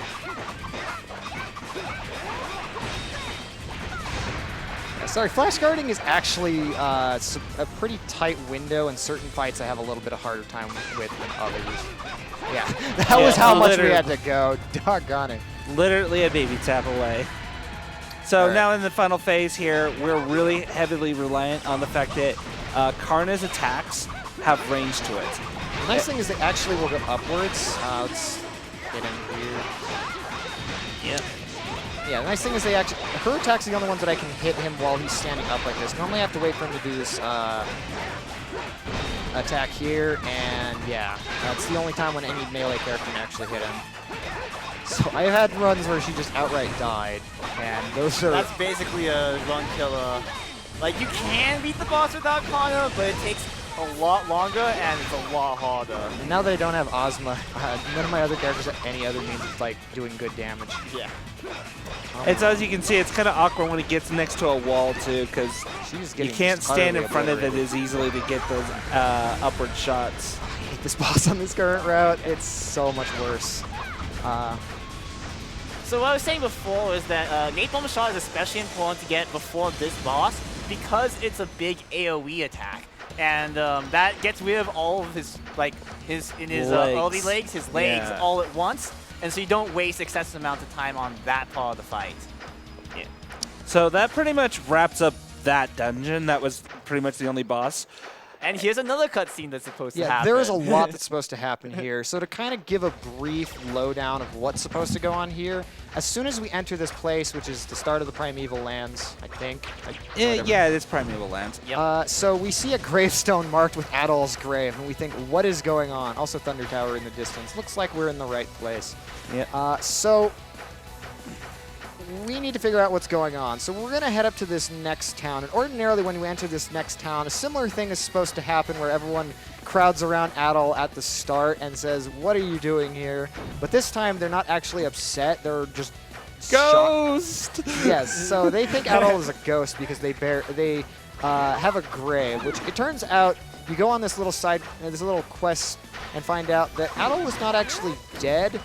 They found one of his possessions, which is the Mask of the Sun, which Adol would not ever reasonably not have. So they assume he's dead. Yeah, they found all his possessions in a waterfall nearby, and they naturally thought, oh, he must have drowned. Yeah, so they'd bury him. But I have sequence broken this game, so all the events that are normally supposed to play here do not. I do not want prison mace, I want feather knives. I'll even demonstrate here how broken this is. Let's see, are there any NPCs here? There it is. There's one. So I can't actually talk to the NPCs. They just haven't loaded, because the event, popular events haven't loaded, the game doesn't know what text to load. So it just doesn't load any. And most importantly, I can exit out of the north end of town. I'm locked out of exiting the north end of town until I figure out what's going on. There's a cutscene where you meet this blonde-haired girl named Lisa who works for this god named Eldeal, who we'll be working with later. And basically, the town forbids anyone from entering the Thunder Tower, which is where we're headed now. So we can just skip past all of that, and that saves about 10 minutes. It's a lot of text mashing, a lot of walking around town trying to finding all the various plot triggers. It's just really nice to be able to do this. But the thing is, you might be wondering, wait, if you're doing all this, how do you get the game back on track? Well, turns out... Ozma's also here, by the way. Turns out camping spots are always set triggers no matter what we do. But this is great because when you get to the camping spots, it triggers a flashback scene.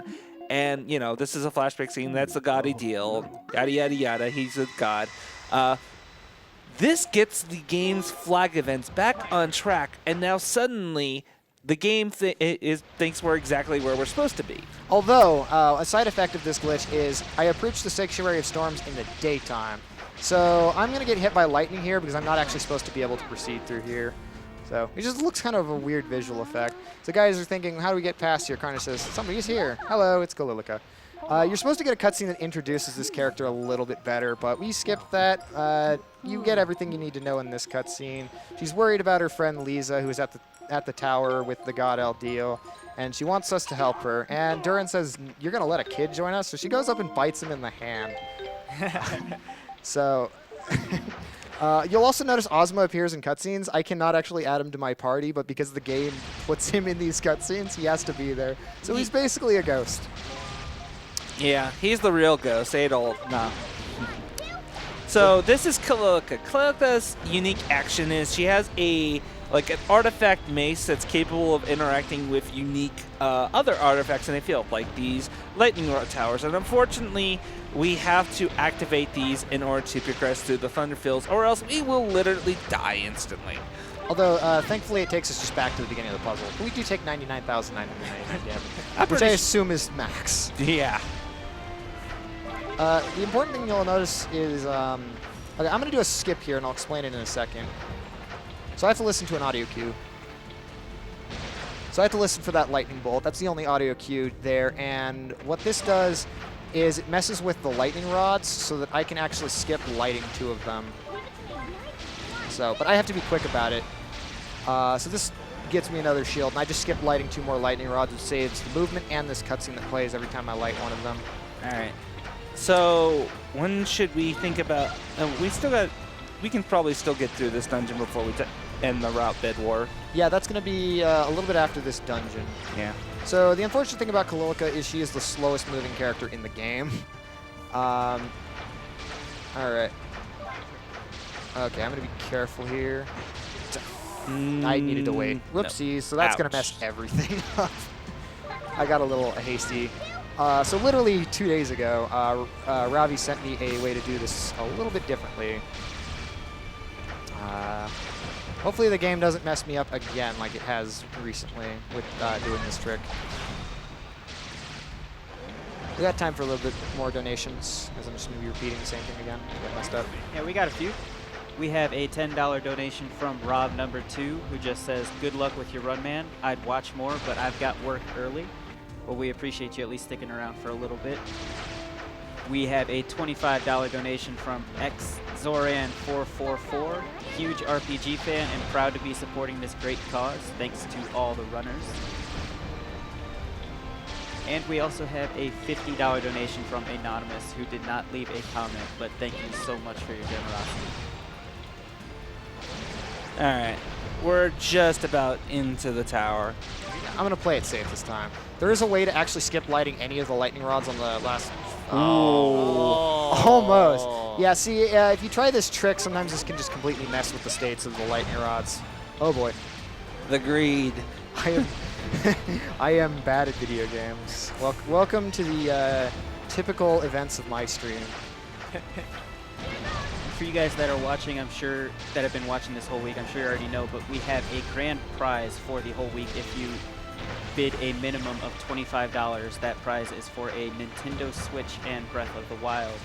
And there's actually still a prize going on from earlier for the for the Breath of Fire Dragon Quarter soundtrack. If you donate a minimum of $15, you will be put in for that prize. I think this is corrected. I did notice previously that the, oh, what the? That is activated already.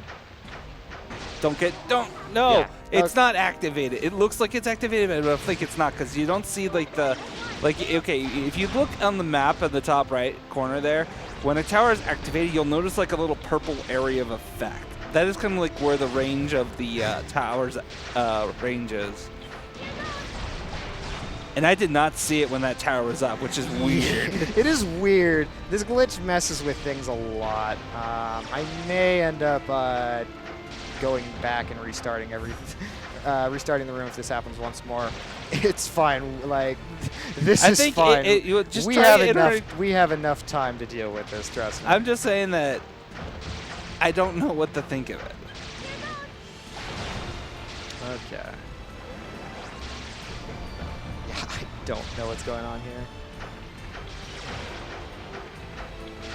Just get in the tower. The tower's right there. It's literally home stretch. Once we get past this screen, we'll be in the clear. Leave it to you. Okay. Okay. Kind of paranoid there. All right. Please, please, please, please. Okay. We're good. We're good. The lightning jukes. Okay. Sorry, I think I might have just overloaded the mic. Sigh of relief. I am bad at video games. Got all the hype, like. Please. This is my second run with the new stuff. I was get- able to get that first try and I practiced it all week, so I guess practice isn't enough for marathon sometimes. All right, so we have entered Providence Tower with that terrible, terrible Thunderfield behind me. So, Providence Tower. For the most part, this tower is going to be pretty simple to every other dungeon. There's a bunch of enemies. We're going to be running by ignoring. But later on, there's going to be a very special item that's just going to just crack this game wide open in terms of, like, you sit, wonder why they let this actually be an item. Yeah, that item is so ridiculous. Just cracks the movement game all the way open. So, most of this dungeon is activating switches with Kalilka's special ability there. This dungeon also has so many narrow corridors and a lot of enemies, so movement is especially important in this dungeon. Because you can't use any unique actions while in combat. We have to do some interesting side steps in order to allow Kalilka to actually use her action at an appropriate time. Yeah, like Right here, yeah. Yeah. Darn, this is bad. Okay, Can you? I'm gonna have to do the backup strat for this one. Thankfully, I figured that out quick enough. Sometimes I can just lose a bunch of time to these guys. So I have to kind of be careful and wait for their movements in order to activate this switch, because, again, unique actions will not go off whenever enemies are near a switch. Darn, I missed it. It's like a very tight frame window. Come on. Really? Again? Wow, I'm getting like the worst luck this run. But I am also playing terribly. So all is good. All is good. All right. I'm going to be mashing the heck out of my triangle button right now. There we go. Finally. Yeah, so what you're supposed to do is actually wait to the left of the enemies there. It's supposed to be left. And they will jump towards me, and there'll be a few frames in which Kalilka can activate the switch. If I don't, I have to go into the memories menu, and there's like a couple of frames when I get out of that the enemies won't be nearby. So one of the things you'll also notice, I'm still rolling with Durin. Durin rolls immensely faster than Kalilka, and AI party members follow behind enough that I can just press circle twice, switch to her, and hit the switch really quickly. But it's a little bit precise, so sometimes I mess it up. And we typically want Durin in the party now for much of the run anyways, because Durin is a strike party member, Kalilka is a strike party member. We need two of those types of party members in our party right now to get that extra 50% damage boost. And we do not have Ozma. So Adol is actually not going to be in the party until we get our final character, and she is so helpful for a good portion of the game that we basically keep Adol in because the two of them both do slash damage, and whoever else I have gets the benefit of having two slash party members. And that will probably be either Kalilka or... It'll be either Kalilka or Yep. Yeah. It's one of the things that determines whether it's knife route or mace route, is who that third character is. It is, yeah, it is exactly what determines the route. Okay, so I just have to activate a couple more switches here, and we should be Gucci. All right. This is also a really annoying spot because these enemies, those orbs have a chance at inflicting heavy on the character, and that makes all movement like super slow. Yep. But fortunately, we can mostly get around that because even if Kalilika is super slow, Durlin won't be. So we can just switch to Durlin and go keep dodge rolling away. Yeah. So I'm going to actually grab this item here, and this is because I need to sell it because I had to sell the Beast Cape in order to have enough money to buy that replacement Rhoda Droplet. Yeah, Burrow droplets early on are like 1,000 gold a piece, and we just don't have a lot of money early on. Yeah. That is one of those things when we just don't beat up normal enemies, so we don't get any income. Not just normal enemies, we don't farm from material spawn points like the little logs or the little mines. We just ignore all that. Oh, mini boss time. So this boss is actually quite interesting in how it works. This is going to introduce you into how we use Kalilika. The nice thing is I get to actually demo both characters before you kind of make the ultimate choice who to use. So I'm going to set her square skill to Gravity Sphere because we're going to use the heck out of this with her, as it has a nice bit of range. And what I want to do here is spam the heck out of it and hit her EX skill to finish this guy off here. And it's dead. Yeah, the really nice thing about Gravity Sphere in this game, not only is it like a really large attack skill that just, it's going to just hit most things it gets in its path, but it also has a gravity effect where it sucks in enemies to the center of it. And it also does a lot of AoE damage. Yeah. Really nice. So the other thing you've noticed me do here is these little orbs, which is actually the first phase of this fight. We'll do the second phase a little bit later. But if I get stuck behind them like this, I can hit them with physical attacks, even though they're repelling me away. If I get stuck on the side, then that's bad. Whoops, now that she picked up Gigant Hammer, which is her strong skill, I want to equip that immediately. So, yeah, naturally it's just a really good ability that's got great crowd control, and that's going to be really handy for a couple little fights later on where it's so important to crowd control the enemies. All right, so everyone in chat, I want to see you. I want to see your gotta go fast because this game is literally about to become Sonic the Hedgehog.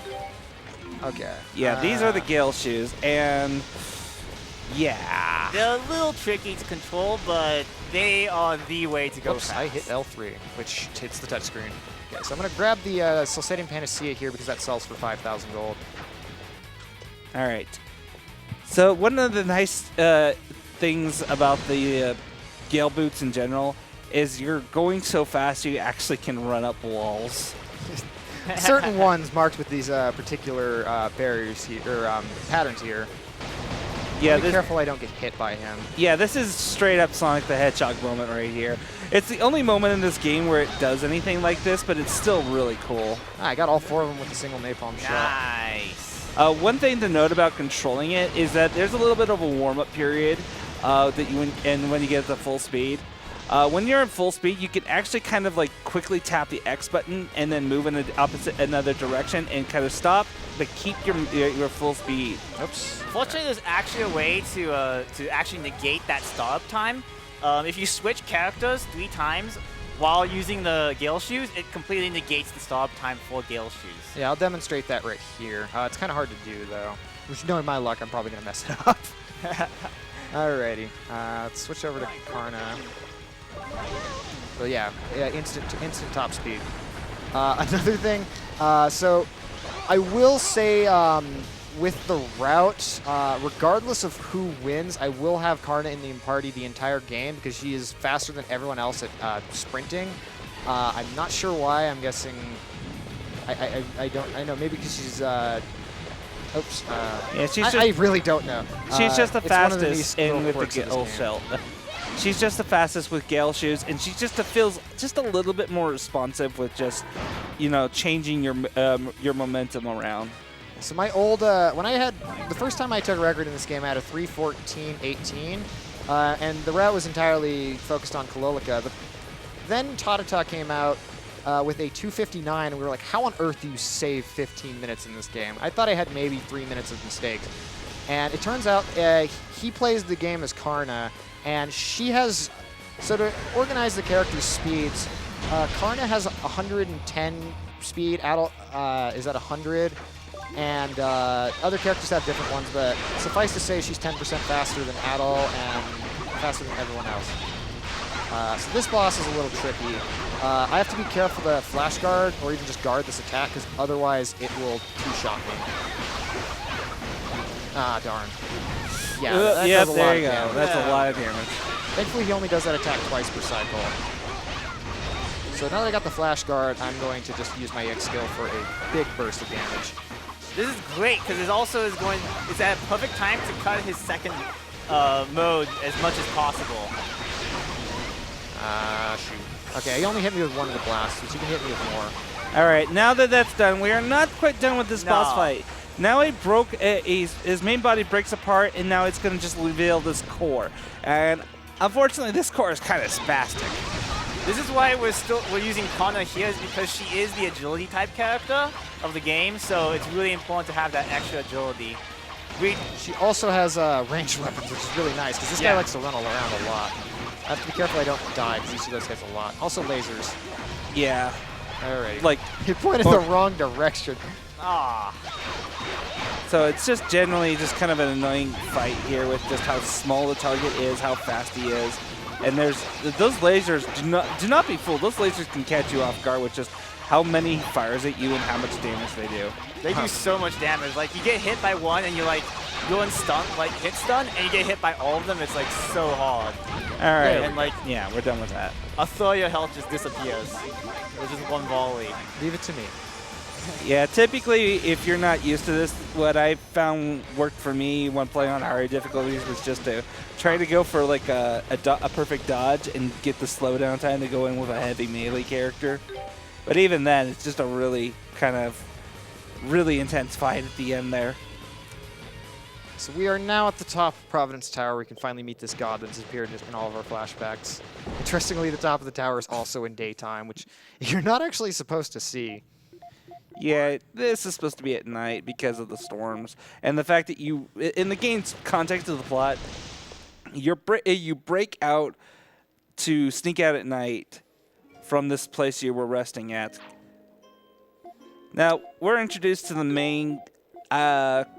He's a pseudo-divine being. He's not Yeah. actually really a god, just a really powerful being. Also, he has a dark form. Yeah, he has a very bad case of split personality. And right as he attacks us, right as he's about to attack us, looking for the Mask of the Sun, he collapses from, I think, his inner conscience or something like that. Yeah. But meanwhile, the town we just visited and did absolutely nothing with has just been attacked. There's actually a dialogue option there that says, "Let's return to Highland," which is the name of the town. Right. And it's only one dialogue box. So it's like, why would you offer a choice, even though none of the choices in this game matter except for a handful of ones which you're required to do. Yeah, and even then, it's kind of just like, no, that's not how you say it. Now try again. Yeah. We are done with the Thunder Tower. Thankfully, we're done with the Thunder Tower. There's a lot to explain in the plot, honestly, just because I'm not going to say this plot is like the most derivative. It's like it's the most well-written game ever. It's this amazing story. It's just a decent story that tells a moral, follows up a simple, easy-to-understand plot. The main thing to understand here is that Ideal is a unique. It portrays himself as a god because he has this uncanny ability to have all this amazing knowledge of technology and advancements and he's just giving them to civilizations via kind of like inspiration, you know? He kind of just freely tells people how to do these technological marvels or discover something that they wouldn't normally find on their own and lets them believe it was their own thing. So he's kind of just manipulating like I will need a little bit of history. serious time on this fight, sorry. Yeah. I hate doing that big. Okay, this can be really irritating if I don't have my EX skill. So I'm going to Gravity Sphere them all together. I had enough EX to do this, but I basically have to kind of focus here so that I time my Gravity Spheres well enough that they don't knock me over. Otherwise, it's just really bad. Okay, that actually went extremely well. Yeah. So these guys will knock me down, and then they'll keep continually hitting me because there's not a whole lot of invincibility frames. And it's just a pain. Yeah, you can get just chain knocked down over and over again. It's kind of annoying. Also, this guy's evil. Who yeah. would've thought? So he's behind the masks that people have been putting on. And the thunderstorms have cleared over Thunder Tower, which is effectively, which they were actually there to ward people off from the next lands where we need to go. Though, since everyone in this game can warp, it's kind of a funny thing in the East series. It's like everyone can warp, and let's just use it when it's convenient. Mm-hmm. So the gist of it is that this guy Garuda is trying to acquire the Mask of the Sun, because the Mask of the Sun isn't just some key powerful artifact. It's also reading glasses. So there's these things called the Akala records, which is literally how Adil the god knows all these technological advancements, how to predict things in the future, because literally the Akala records is like the Elder Scrolls. It is like reading the future, reading the past, all this knowledge. But you need the Mask of the Sun, your reading glasses, to actually do anything with it. Not only that, they can actually change the records, the mask, so it's even like more ridiculous. Yeah. Yeah. So this ties in a bit of lore, which I think gets more in depth in East 6, but basically the gods aren't actually gods. They're more just extremely powerful humans called what is it? White MLS? I have not played much of it. Yeah, Eldeen. Yeah. Wow, I am mixing up my lore. Eldeel is the last of the Eldeen. Whoop-de-doo. Okay. But basically, okay, so before we get to that, we can actually warp to Tower of Providence, which is a really cool song that plays here at the entrance of Tower of Providence, but we don't get to hear any of it because we go to the next area. But we don't get struck by lightning, so... Yes, I would prefer not being struck by lightning again. I am going to have nightmares of that. Though it's okay, Table Mountain's still a really good song. We have a $30 donation from No Ad Kajo, who simply says, hello. Hi. Hello. Hello. Good evening. All right. The movement here is a little bit finicky. Yeah, you can go pretty fast now since you got Gale Shoes. And there's no caveat to this. When I was discussing with Gulo, too, about this game, when we were just discussing runs that got in the marathon, his big thing that he said was, I don't know what the developers were thinking when they put this in the game. And my response is, I don't either, but I don't care because it's awesome. Because like once I got this item, I was basically using this for the entire of my casual play. The developers thought about along the same lines, because being awesome is kind of the whole point of the East series. Yeah, they're not notoriously long games, but they're just really fun to play. All right, we have another kind of like Rhoda seedling here to sleep next to, so... Go ahead and read the donation. Yeah, if we got another one. Or do a plug, either or. Yeah, we currently are out of donations, but we do have a few sponsors, specifically the Yeti. That's THEYETEE. They have partnered up with us again here at RPG Limit Break, and they have 9 awesome t-shirts on their website for sale. And $3 from every t-shirt, every one of those t-shirts purchased will be donated directly to Nami. So what happened in that cutscene is basically how the events of this game happened in the first place. Eldeel struck Adol with lightning while he was trying to flee with the mask. He drops the mask, and the dark form of Eldeel loses the mask, but yeah, so now that's what causes Adol to lose all of his memories. So nobody has the mask except the villagers find it. Yeah. But somebody ends up actually, you find out that somebody actually dug up the grave that Adol was buried in with the mask. And there was just a note saying, I got the mask from and the name is completely redacted because it's torn off. Yeah, the good Ideal, I should say, invited Adol over. It was going to give him some interesting wisdom that would, lead him on a certain path. And the idea is, normally, when he invites people over to give inspiration, is that they eventually leave the primeval lands, forget they were ever there, but they kind of later on in life suddenly remember this key thing, the discussion, but don't exactly know how or why they remember it. So we're after a couple of cutscenes here, we're going to cut off the incentive. So this is Frida, the last character we get, also the best character in the game because she wields a halberd, and I love any weapon that is basically a weapon that isn't a spear and is on a stick. So it's basically a giant, very long axe, and I just really like that type of weapon. So if you want to get your donations in for Route Bid War, that will happen shortly. I will say when the cutoff is. Yeah. I do like one nice little nod here in the story. At the very end, I don't know if we'll actually sit through it. Usually, I don't. I'll save it for the end, as to because there's a kind of like this thing that it tells at the very end as to what Ideal was supposed to tell Adol. So one of the things here as well is all of the people in this village are called Darklings. If you've played East Origin, you know a little bit about the Darklings. They're sort of like a fallen human race, and Garuda and this mayor who looks like really sinister, but is actually a pretty good guy. Garuda actually wants to kind of revive the legacy of the Darklings. Is his original motive, but he just kind of becomes consumed by power. All right, so for this cutscene, right here is when we are going to be cutting off the winner of the incentive. This is also part of the game where it just gets like, hey, we're just going to give you a massive plot dump. Yeah, so there's the Mask of the Sun. And what's going to happen here is the reason why I hate this character about to show up. So we haven't really been introduced to Lisa much. We saw her in a cutscene, but we skipped her entirely. So she kind of comes in and says, you guys have the mask. You can't have that. So I'm going to summon a identical form called Sol Galba, which is a Galbalan, which is, if you played any form of East 3, Galbalan is the final boss, and it's notoriously difficult. All right, so what is the winner of the bid war? I assume it's still Mace? It Oops. is still Mace. That is correct. All right. Excellent. Awesome. I like it. Okay, so from here on out, I'm going to have Kalilka in the party. Although Frida's going to do most of the work here, the main reason I want Kalilka in the party for this fight is because I want to get her the experience, because having a character active in the party gets them more experience.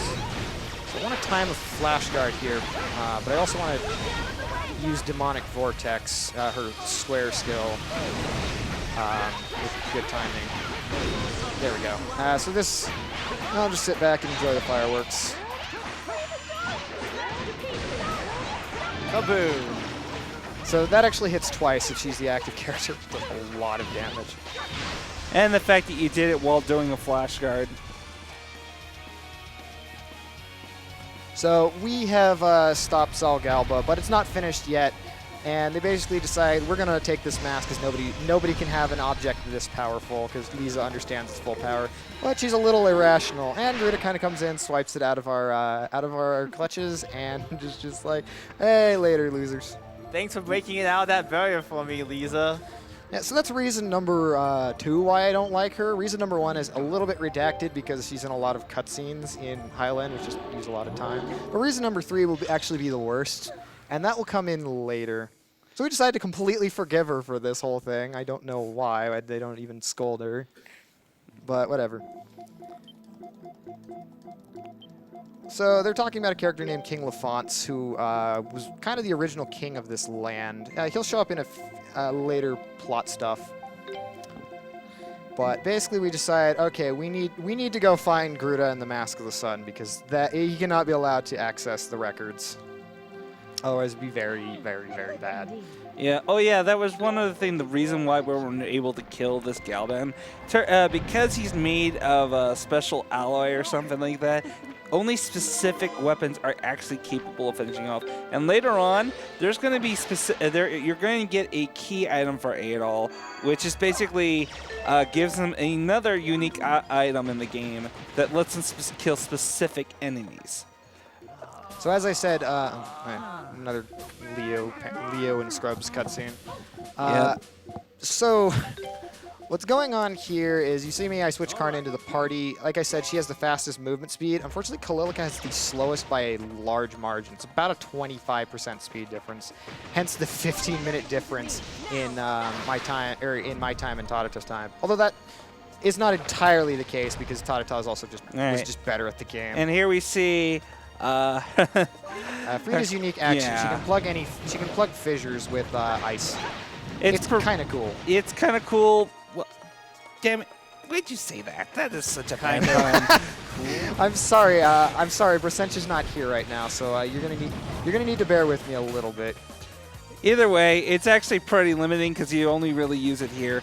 No, use it a few more times actually. Really?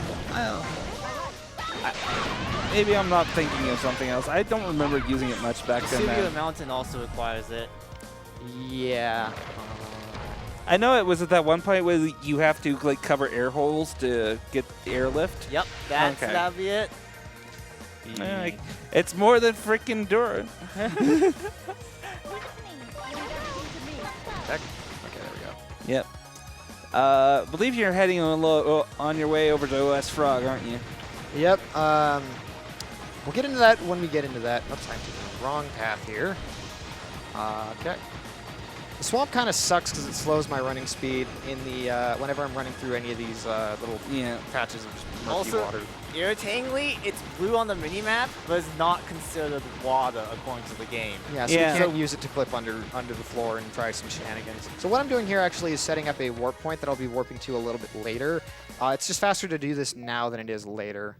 I won't be able to proceed because I need the next key accessory, but I'll get that here shortly.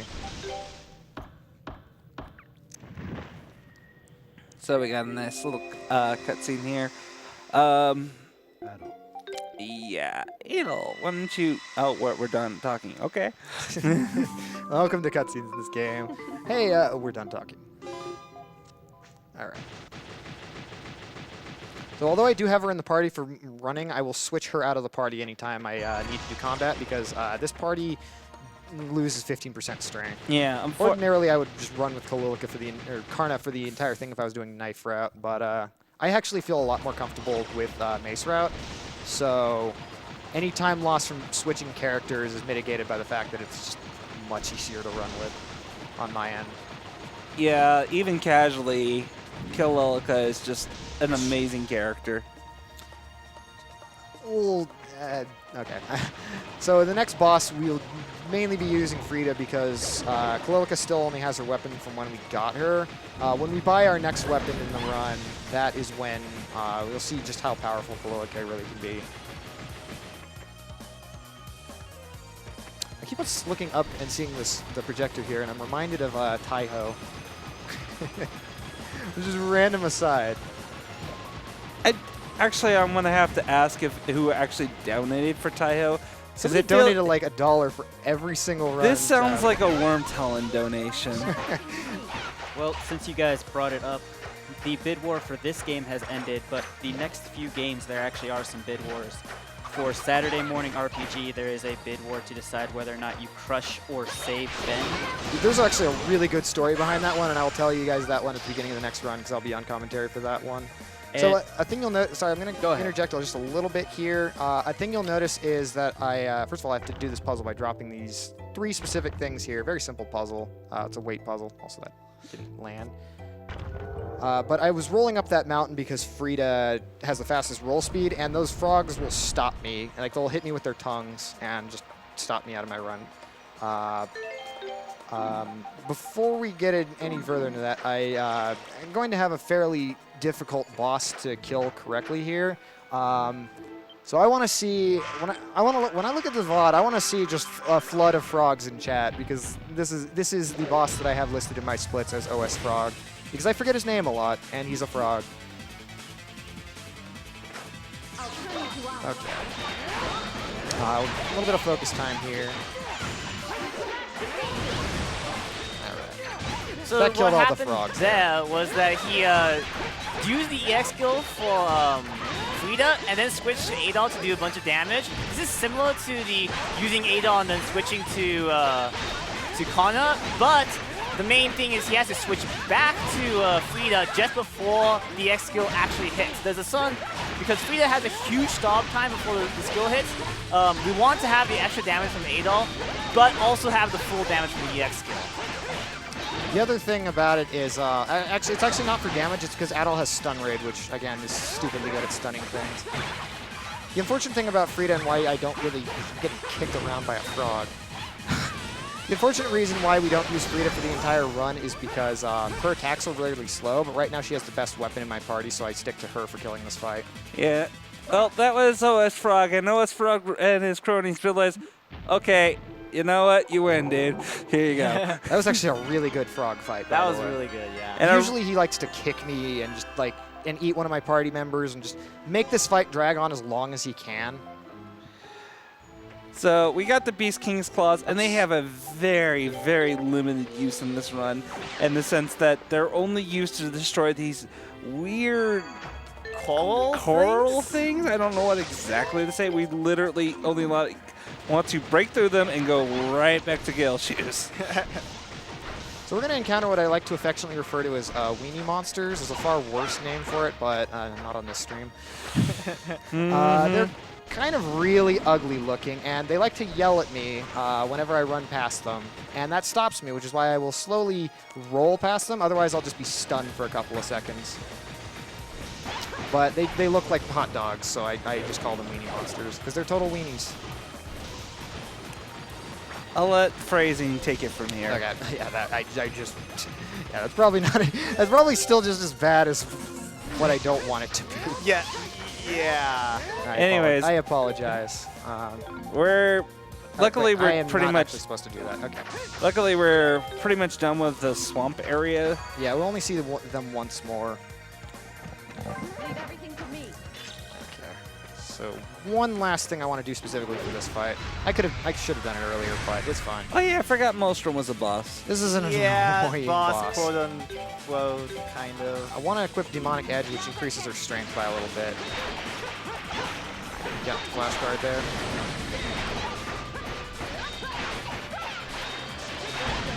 So although her attacks are much slower, the amount of damage per second she does is totally worth keeping her as my active party member. You'll also know notice my AI are actually stupid in this fight, and they will target nearby these nearby like orbs.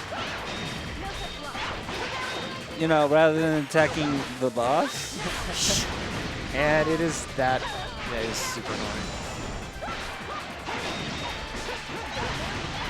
Okay.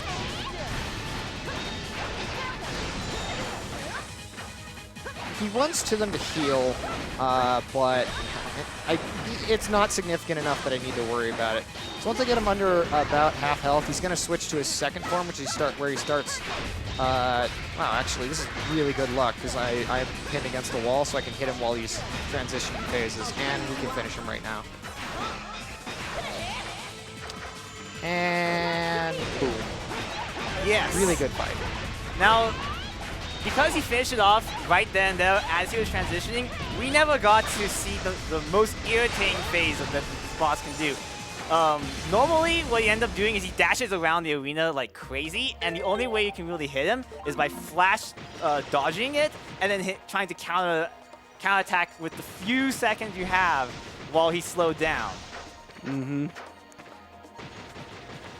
So there we go. We're through this place, and I believe we're about to head into the ruins. There's plenty of ruins in this game. all So this is ruins. Colonia Battlefield, which is where an ancient battle was fought, and there's a lot of ruins and monuments here. I know it's just, I just remembered this was the part that these areas are linked to the Temple of the Sun, and then there's another part that's going to lead towards to this laboratory, I want to say. Yeah, because this is the part that takes you to the entrance to the Temple of the Sun, right? Pretty much. Yeah. Although we won't actually be able to enter the Temple of the Sun for a while. Yeah, it's pretty much, this is where the final dungeon is located. What's that? You can't go in? Well, that sucks. You better go do other things first. Yeah, so, I forgot what I was going to say. Shout out to the wandering mind who forgets what he's going to say. You don't say. I do know what I can say. In terms of this, we're basically behind because the only way to get inside the Temple of the Sun is with the Sun Mask itself. However, there is another way inside. We'll figure that out shortly. So we cannot enter right now. Adol and Duran try and push as hard as they can, but to no avail. If Dogi was here, he might do it. I'm not sure Dogi can crush this wall. And So they try hard. non-believer- Not Dougie Sonny can't crush this wall. So we decided, hey, let's figure out a plan to get moving on. But we decided, let's just stand right in front of where our enemies have to go. And, the lightning again. Not the lightning. So El Duke kind of comes in and hits us in the back, and we are now just powerless. So they grant the Mask of the Sun to El Deal, who now gains incredible power, and he's able to enter the Temple of the Sun. Temple of the Sun just willy-nilly.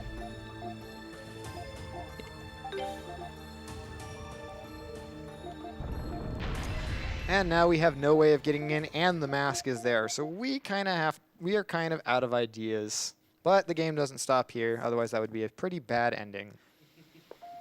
Find out in part 2. No, it's not that bad. That would be East 1 and 2, where it's like literally find out in part 2. We notice this little kangaroo-looking baby thing. It's adorable. Whatever. It's adorable. It's basically the mascot of the East series in general. It's been around since The first First game. game. Yeah, the Ruse. the Roo, yeah. So the Ruse are kind of like these other sacred beasts. They're these cute little Yeah. demon monsters.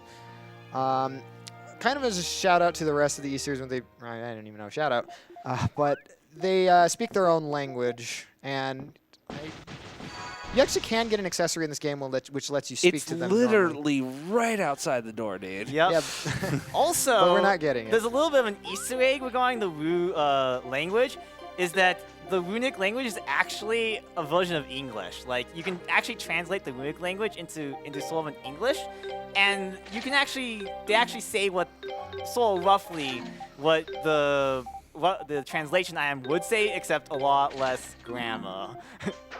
Yeah, as you can see there, he went ahead and bought Kalilika a nice upgrade there at that shop, and it's a pretty expensive item considering we have grinded very little, and we just don't have many items to sell.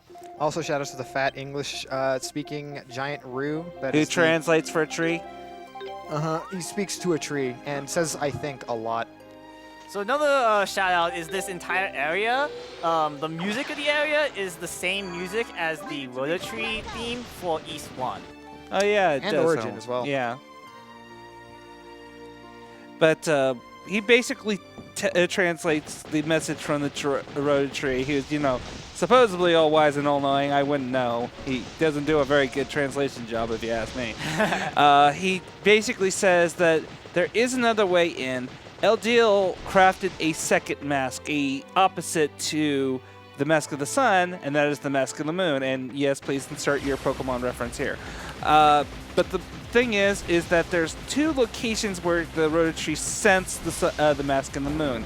We're going to go to the first one now, which is up on an icy peak. So real quick, I'm switching Frida into the party because I do need her unique action for one part of this dungeon. Also, it makes it a little easier to swap characters to have her there, and yeah. So there are two dungeons we can go to, Mount Vesuvio and Lake Tolmes. Each one has half of the mask. We can, again, do either in any order. Tata opts to get this warp point here and then go do Lake Tolmes first. I opt to do Vesuvio first whenever I'm running as Kalilika because the enemies here, Kalilika is better equipped to handle them. We set the warp point here, and this music is awesome, and I want to listen to this one for a bit.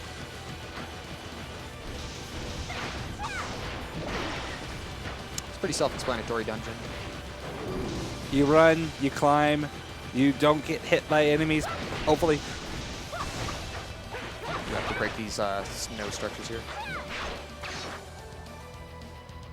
And here we have the moments of why we just need to have these party members with us. I believe we did some serious glitch hunting involving using the... We need to come up with The a name. spelunking glitch? The Yes. spelunking glitch. Inside the ancient ruins, there's a room that you can still use the spelunking glitch, but unfortunately, the water just sort of stops existing near the loading zone we want to get to. Yeah, because again, even if it looks like we can just swim in thin air in reality, You fall into a bottomless pit Yeah, if there's yeah. not water programmed underneath the floor. yeah. And there's a lot of they're pretty lenient about where they put the water, but there's just kind of a plane where it stops, and if you fall far enough, you just instantly die and hit a kill point, like when you hit a kill plane. Yeah, you game over and you feel sad. So it's severely limited any glitch possibility. I have to be careful and seal the fissure on the left here, otherwise I'll have to seal both, and then they both break, and then You it's have to just set it sadness. again. Yeah, exactly. So this part's really cool. And that's not a pun, by the way. It's just actually cool. We Mario We- 64 here. I love that. Yeah, you got to be somewhat careful because it is possible to fall off the edge, and you have to kind of climb your way back up and try again. So I do want to switch Kalilica for this fight because this fight is utter garbage. So it turns out actually Remnos was not a bad guy, and he was basically working with the bad guys to get a little bit of more information about their plans and the likes. So he was double-crossing the double-crossers. And then but they're he makes the mistake of putting the mask back on, and they kind of neutralize You him. miserable fool! So this is part of why I do this part with Kalilica. She has a lot of armor frames when she casts Gravity Sphere, and I'm getting utterly destroyed. Also, this is a mob fight, so Gravity Sphere can crowd control them a little bit. But the other thing is it has a lot of armor frames, which if I'm able to hit it enough, she will not get knocked down even when she takes damage. So this makes this way easier. And again, should finish a couple of them. Okay, I want this Thunder Sphere skill on X. It's actually a really helpful skill for support damage. Because she summons these two little electrical orbs next to her. And they're all gone. Oh, they remind me of a certain other character that you need to play as.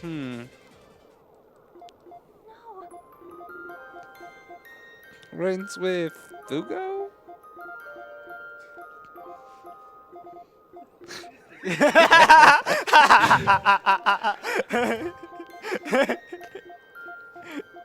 That's all I will say about that. Okay, I need to switch Karna back in. So basically, Remnos is incapacitated, but he's fine. So he's not actually dead. So they tell him to go somewhere where he can rest. And we still have a little bit left of this dungeon. Just this long climb up here. Ordinarily, I wouldn't switch in Karna because it doesn't make sense to switch her out and then back when there's just a fairly limited section here. But I do need her unique action for right there. And we're about at the end of this dungeon here. It's probably one of my favorites in the game just because, I mean, like I said, the puzzles are usually fairly simple in East games, but I just really like the scenery because I'm a sucker for any place that's like ice crystals and all that. I do need to be careful that I switch party members right here because I have entered this with the wrong party and it makes this fight a heck Yeah, of a lot you longer. can't change your party members once the boss fight starts. As that would be unfair. Ha. So she puts on a mask and turns into a literal harpy. But Yeah. now we finally get our payback for Hi, Bommy. the events that happened in Ancient Burrow.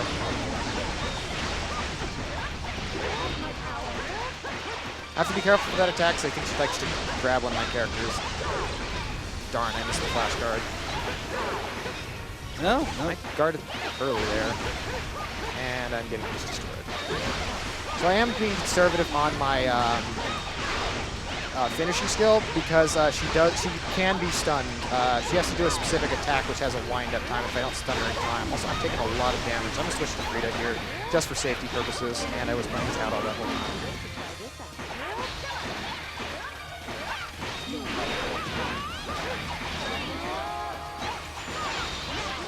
Yeah, here's the big lineup attack. You can see the stun gauge going up, and now she's stunned. All right, time to hit her hard. So I switched over. I switched from Frida to Kalilica to do a bunch of damage, and then back to Frida so that she gets at least a good chunk of the benefit of me controlling her. If you control, I haven't mentioned this much, but AI control party members only do about 40% damage.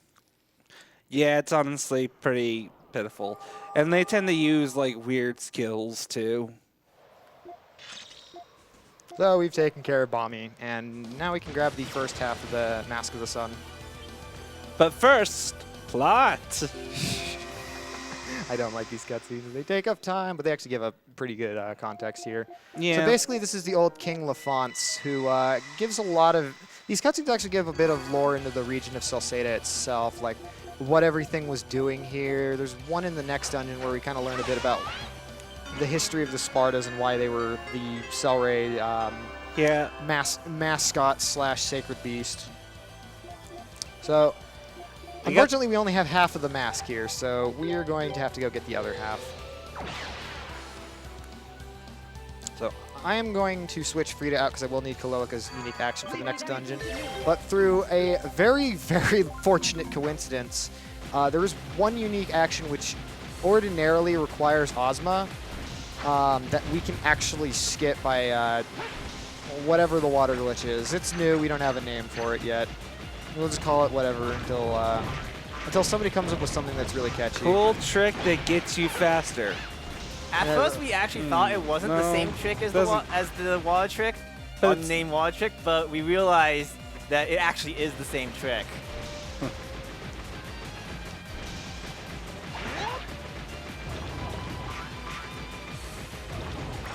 I really like. This is such an underrated song in this part of the game. You don't really hear much of it.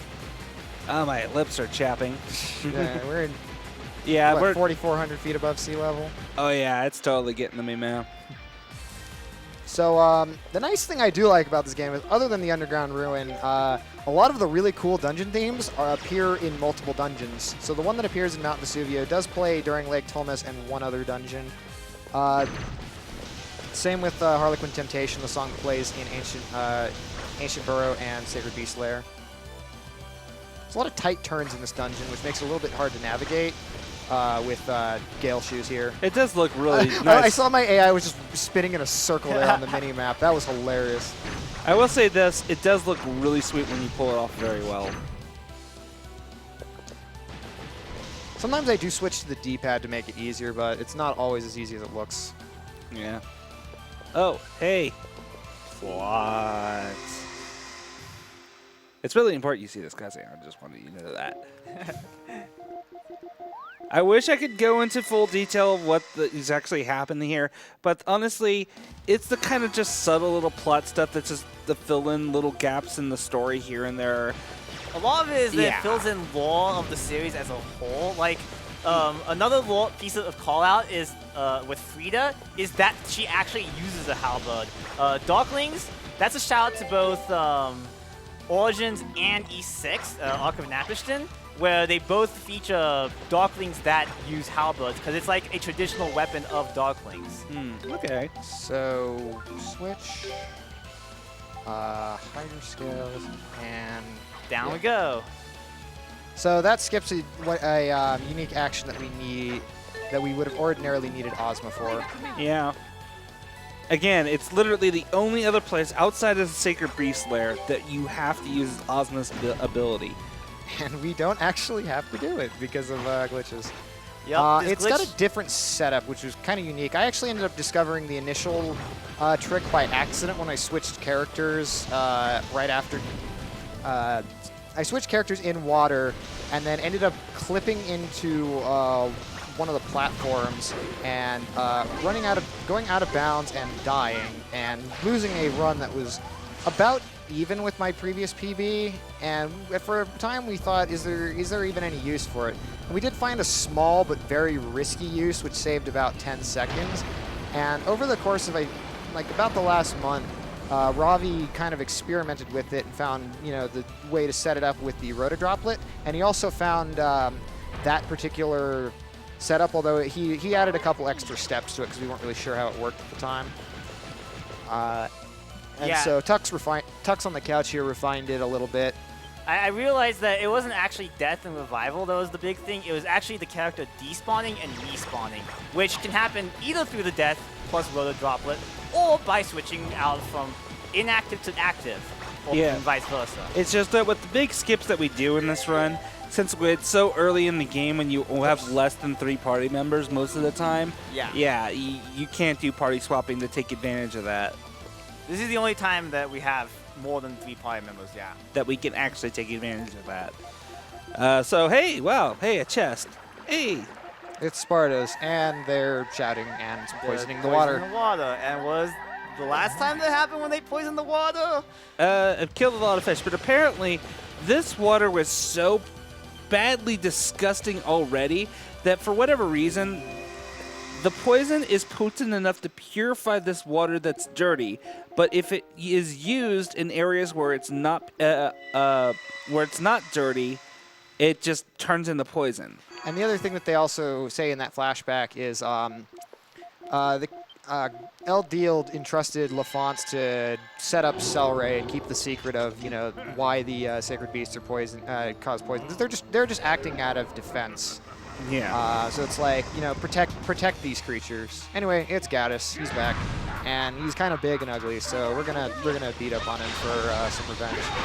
I consider this as like an estuary, and it's sort of like how in estuary, algae in estuaries, like if an algae is in like a regular lake, it can kill the life inside the lake, but algae in like an estuary, it cleans the water in the estuary. Yeah, it's true, you know. Flash guard, that's good. I wish I could say more about this boss in particular in terms of lore and stuff like that, but he's a real one-dimensional character.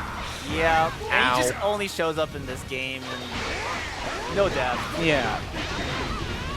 Okay, here's the charge up attack. I may not actually be able to stun him in time. Okay, There we go. All right, let's go. finish him off.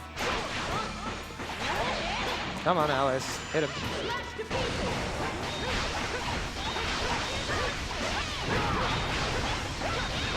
And he's dead. Yep. Leave everything to me. As we've seen with most of these bosses, the general strategy is stun them, then go ham. Yeah, Pretty much. because when they're stunned like that, they typically take more damage. So The other thing that's nice, though, is it's actually a lot harder than it looks to do as much damage as I end up doing. You kind of have to chain your basic attacks and your skills in such a way that you don't run out of MP and just... You kind of have to pace your attacks in between one another in such a way that you maximize your damage per second.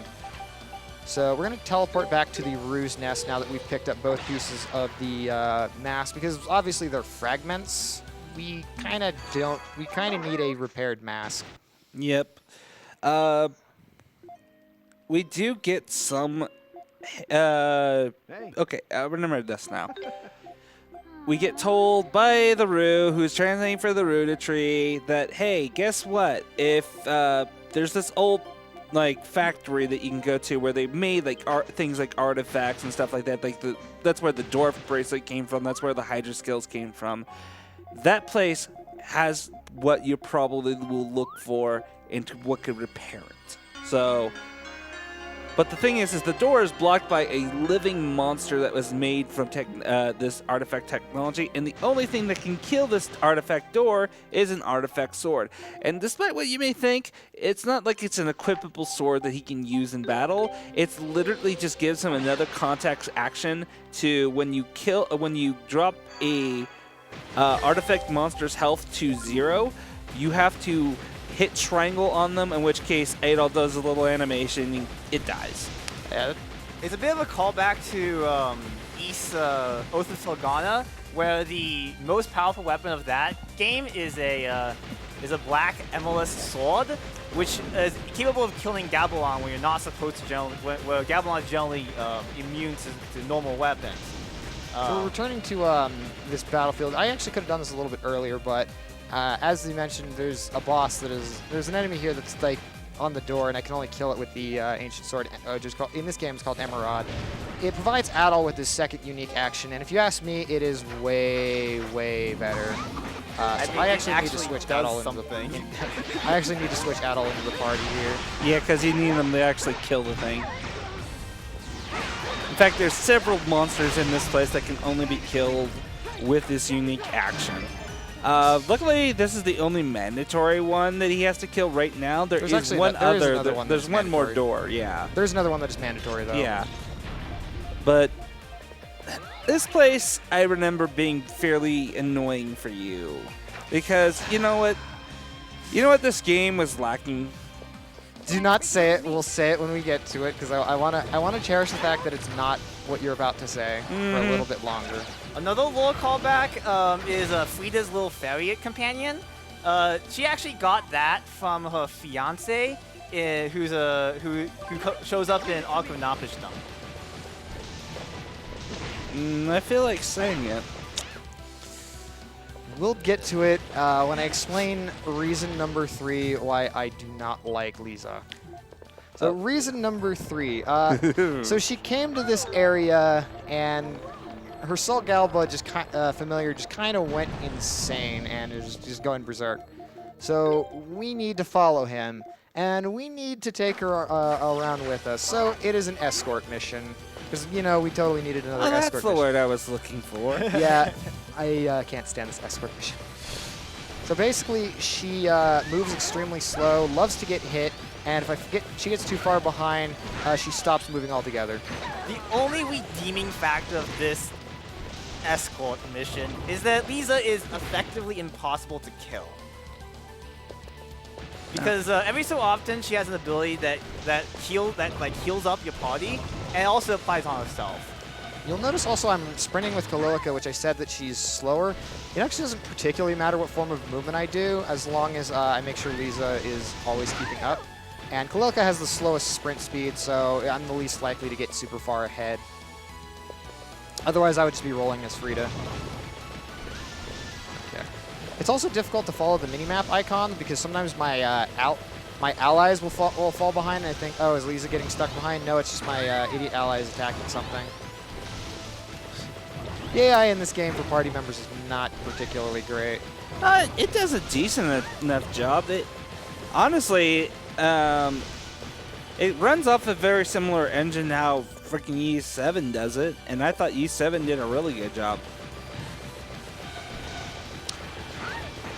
Yeah, we're gonna mention this a little bit earlier, but so yeah, this was actually the second game that used the party system, which the first was E7, which was kind of an experiment since it was kind of East's first foray into handheld gaming and also a change of pace because the other games are top-down hack and slash style action RPGs, whereas this one has like a full party of unique characters and all that. They're kind of trying to make it more RPG in line of Tales of. Yeah, I mean, for the most part, in every other Ys game, you only played as Adol, and the Adol was the only character you had anything to do with. Here, you have multiple party members, which is a very traditional RPG thing. Yeah. So what I was actually trying to do there, I was trying to use the dwarf bracelet glitch again.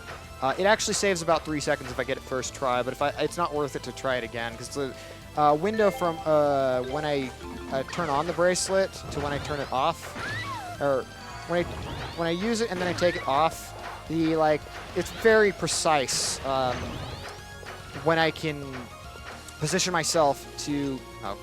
Of course, she's been separated boy. from the party. There you go. We were doing so well too. There's a very tiny window when I can actually get big enough to clip into the loading zone properly. And it only saves about 3 seconds of movement, assuming I menu perfectly, which I have not been menuing particularly well this run. All right, we should be coming to that door. There it is. Press circle twice, but it only worked once. Okay, we get our flash guard, and just finish this guy. Okay. Leave everything to me. Oops, just arrow. And we got one. It's got a little bit more left to this dungeon. Feel free to go ahead and read a donation or do a plug. Sure thing. I just wanted to remind everyone real quick, we had a bunch of awesome people design all of our artwork, our logos, our stream. So if you guys want to just go and support them, the people who worked on our stream were Arolen and Namix. That's at OUROLEN and at NAMUX_. And then we had Carrie Fry at KarifRI.com and LOK at JAZAABOO.com. Work on a lot of our artwork. So definitely show them some love. All right. Give you an idea. the general layout of Limit Break has been fairly, I actually really like the layouts done each year. There's slight variance between them, but they're really effective at what they do. So definitely shout out to the people who do the artwork for the channel. Time for a rematch with Sol Galba. I forgot I can't do anything there, so I'm going to set up Thunder Spheres and wait till these become vulnerable. Yeah, this boss fight's another one where you have to attack the limbs in order to knock them down in order to actually really do any real damage to them. So I just picked up a skill that I'll be using a lot in the next dungeon called Stun Impact, and it does exactly what it says it does. It stuns things really well, in fact, actually better than Adol's Stun Ray can do. I set it to square. I want Gravity Sphere on square and Stun Impact on circle. But I won't be using it all a lot. Also, shout outs to boss theme.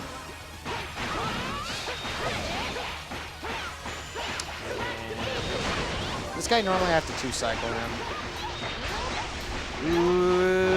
Yeah, it usually is about like a 20% of his health left. Wow, that actually counted as a flash guard. I initiated that guard really early. Another thing I haven't actually touched on is your first attack, if you haven't attacked in a while and you run up to something and attack it, you do get a nice little SP bonus. And this should hit all of his limbs. Darn, I missed it. And, well, got back up before I could do anything. Okay.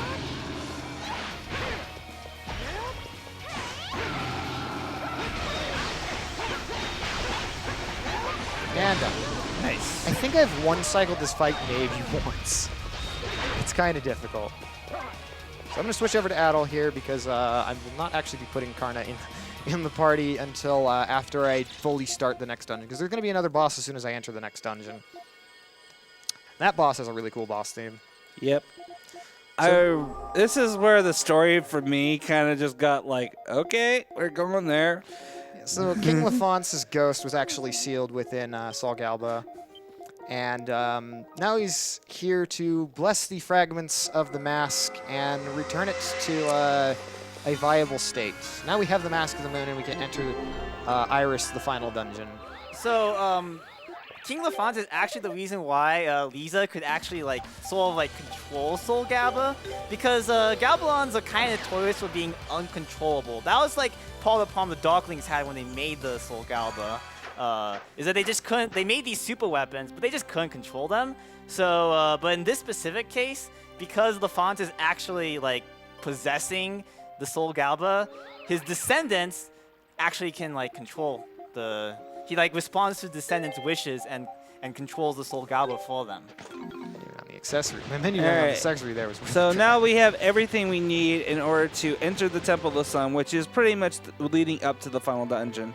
Before we enter the final dungeon, though, we do have a final confrontation with Adil, particularly Darkwing Adil. Got a cutscene here, so got time for one donation. Indeed. Yes. Oh, we're still a little slow on donations at the moment. So So, we are actually pretty close to 50K. And I know it's real late at night, but I think you guys can do it. So go ahead, spread the word, get some donations flowing in. All right. I think, did we hit 50K followers? I was looking last night when I was hosting Alundra, and I was like, 50K followers? What? oh, the channel's actually got a lot of support on social media. Thank you everybody who's been sharing the word. I haven't really talked much on a personal level, but this marathon actually means a lot to me. So thank you everyone who's been supporting, spreading the word, donating. It means a lot to people, a lot of people. All right, so this is Blackwing God Eldeal. He has the Mask of the Sun, which gives him a bunch of power. But we have the Mask of the Moon, which you can't actually see us equip because we don't have it equipped, but we'll just roll with it. not really using the Mask of the Moon here. It has a couple of very specific purposes according to the story. And raw power isn't really one of those. No, it really doesn't give additional power. The Mask of the Moon, its sole purpose is to be able to have access to your color records and to have the ability to help seal away Dark Adil, which is kind of that split personality of Adil. The game tries to say that his split personality is, it's not so much as it's dark and evil. It's really just more this is the part of his soul that thinks that I need to be this ruthless to test humanity, to act this way. Yeah, to bring out the best in humanity, all that It's stuff. because there's like two ways that you can like support humanity. One is by like, is the way we talked about earlier, where he like gives, discusses, like alters the memories of certain people to give them inspirations and extra technology and like that kind of support, like building up the human civilization. The other thing is basically causing conflicts to create like an arms race. Yeah. And forcing technology to be on some kind of arms race. Yeah, well, this one in particular really wants to.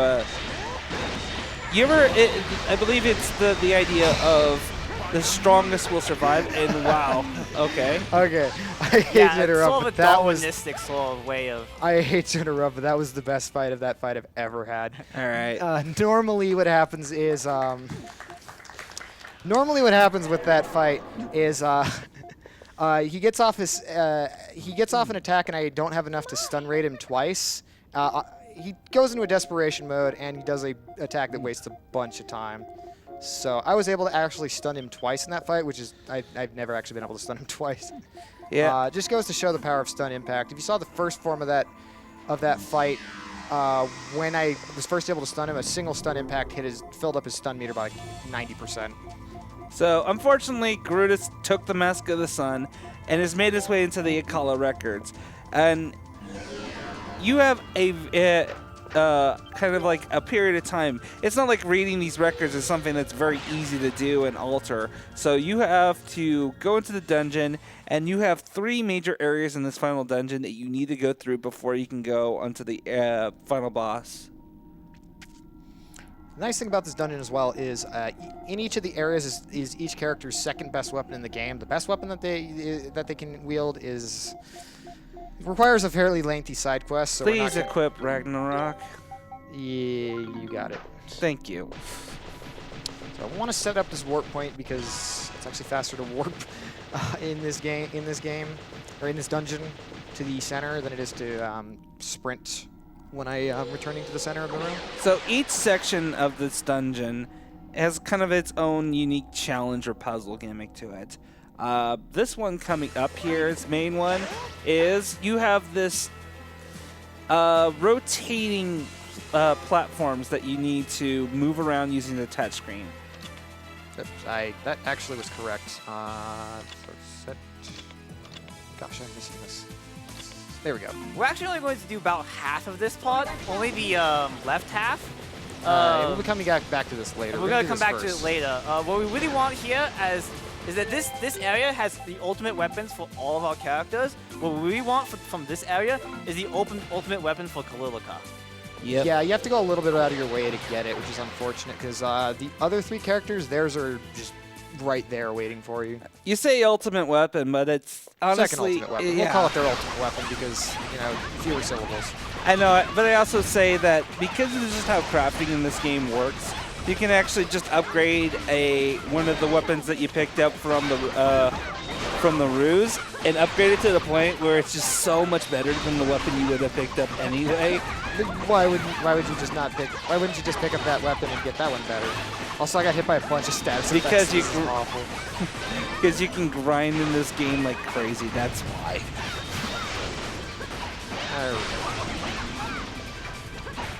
You can just make some truly broken weapons in this game. I swear, this is like the worst room of the 4.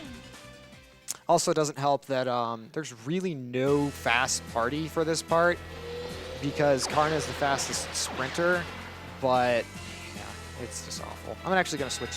Well, I'm going to leave her in the party because I'm going to need her for movement in the next couple parts, but I guess it might have been faster to just keep Adol in instead. Thankfully, the room is usually laid out in such a way that I don't have to move these too much, so that's the solution to get to the next one. You can tell where you're supposed to go because it's marked by a blue square on the touchscreen puzzle. Alright, so part 2. Another part of the reason why we do this first is because, like we said, everyone's weapon is in this dungeon, but like there's 2 per part. So there's Iris Area Bronze, Iris Area Silver, and Iris Area Gold. Also, she's taking a lot of damage. I do not want her dying here. And Ozma's and Kalilica's are in gold. So don't want to finish gold and do the boss at the end of gold first, because doing that first would mean my party members would not have the best weapons that they could possibly have for that. So I basically just want to go out of my way to make sure my allies have the best weapons they can. Oh, I think Kalilika died in there. It's okay. That mob is not worth very much experience. It's pretty odd. I usually don't see party members die like that. Yeah, she totally died. It happens more often than you would think. Just with the amount of sudden damage that can be dealt to you, you have to be careful on higher difficulties because damage is increased. So we're gonna take a little detour we don't take on the knife route here. I'm gonna have to kill this guy here because he's in the way of the treasure chest. And I didn't get the flash guard. Much slower without Kalilika. Okay. Another thing that's annoying is the open chest button is the same button as your attack button, so sometimes if you get into an attack combo, you end up accidentally just attacking a treasure chest. This is a problem I think like a lot of these games have, Origin especially. Leave it to me. Alrighty. So we're going to go and tackle Bronze first because Adol still has his default weapon, and I do not want Adol to have a weapon with 9 max strength when you can have one of 255. Yeah, that sounds about good. That sounds pretty good to me, Yeah, so even though I won't be using Adol for much damage, I still need that weapon for 2 reasons. One, he's still substantially better than his starting weapon, even though he only does about 40% damage while being AI controlled. And the other is because he, in true East fashion, the final boss is a one-on-one fight, and Adol is the character that we're playing as for that fight. Yep, main character syndrome. So, yeah, it's totally worth going out of the way for. And not just that. We actually have found he is decently usable in the final boss. Now, it's kind of a shame that he doesn't get a whole lot of use in the run other than just support. In E7, I think this was a response to, by the way, I can just damage boost through this. I kind of have to do this right, though. I have to cling to the edge. This is not working. There we go.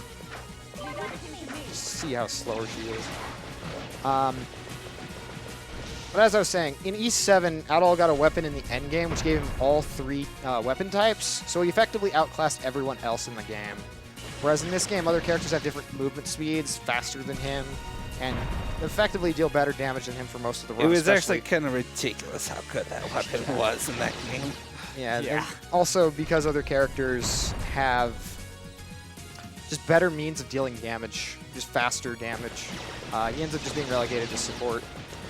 But he gets his time to shine. Also, this switch here, it may look optional, but if I don't hit that, I have to reset the entire room because it throws off the platform cycle. Yep. Because like I would hit this switch, and then it would move to where I couldn't get it, and it just sets everything up incorrectly and ruins the entire puzzle. So I would have to exit and just redo the entire thing again. It's kind of annoying, honestly, if you screw it up, just because it's just doing. You can tell every time he steps on the switch, he has to sit through the exact same cutscene every time. We got time for a quick donation here. Yeah, we have a $30 donation from Tyrone Biggums, who says, I am really enjoying the RPG Limit Break stream, and he actually put his donation towards a prize. So I just want to remind everyone that as long as you donate the minimum amount during the specified time, you are automatically entered to win that prize. You don't have to put your donation towards that. So a little fun fact here. This is one of only a handful of instances of where we actually need to use the Beast King's clause, which is why any theoretical skip that would get around the OS Frog. Yeah, basically. Yep. Would effectively cause us to be soft locked once we reach this part of the game. Now, technically, we could probably find some use for. We might be able to find some use for the death glitch, whatever we're gonna call it, on that room. But unfortunately, there's a lot of bottomless pits, so we'd have to find something pretty clever to make things work. It has to deal with the fact that it really is only as good as long as there's what the game considers water areas. Yeah.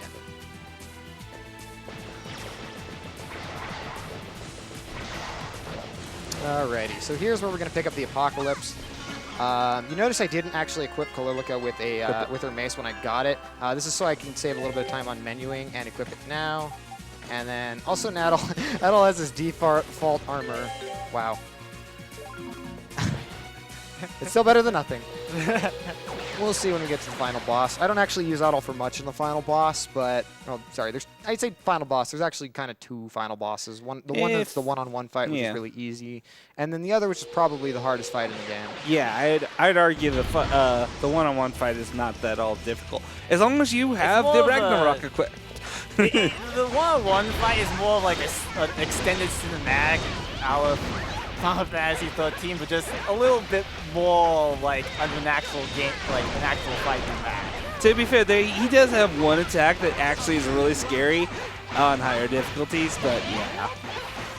The other thing with this this fight is stun raid or stun impact is like all three of these bosses are at the end of these areas is weak to stun impact. Some of them take a few more, and this guy likes to knock me away, so I don't hit him with stun impact. So what they're saying, as long as you remember to equip it, yeah, there's a story behind that. There was a run, I think it was a marathon practice run. I did not want her to die. In that particular practice run, You forgot it. I forgot to equip. Oh shoot! She's gonna die. Oh, she didn't die. Okay. My AIs did the job. Finally, I can count on them for something. That boss is actually kind of crazy just because it keeps knocking you back. But yeah, he forgot once to accidentally to equip the Ragnarok. It's actually Apocalypse. I just remembered. Apocalypse. And It's technically the same term, just a different word. But the point is he forgot to equip it before he went to go fight the one-on-one final boss. And it's bad. it is like the one boss fight in the entire game you cannot go into your menu and re-equip your weapons.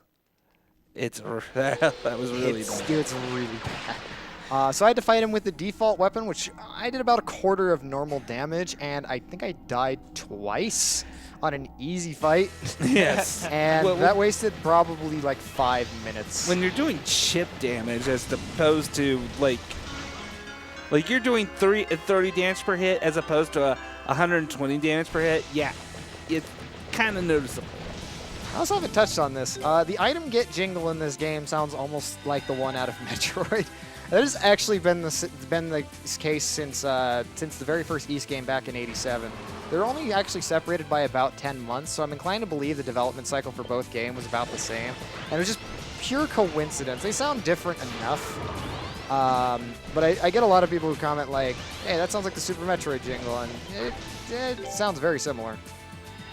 But it's been around for a long time, and I figured if somebody was going to say, hey, you took my jingle, they would have done it within the last 30 years. This series is now actually 30 years old. It celebrates the 30th anniversary in June. Stop reminding how old I am. Sorry, Ozzy, that's not under my control.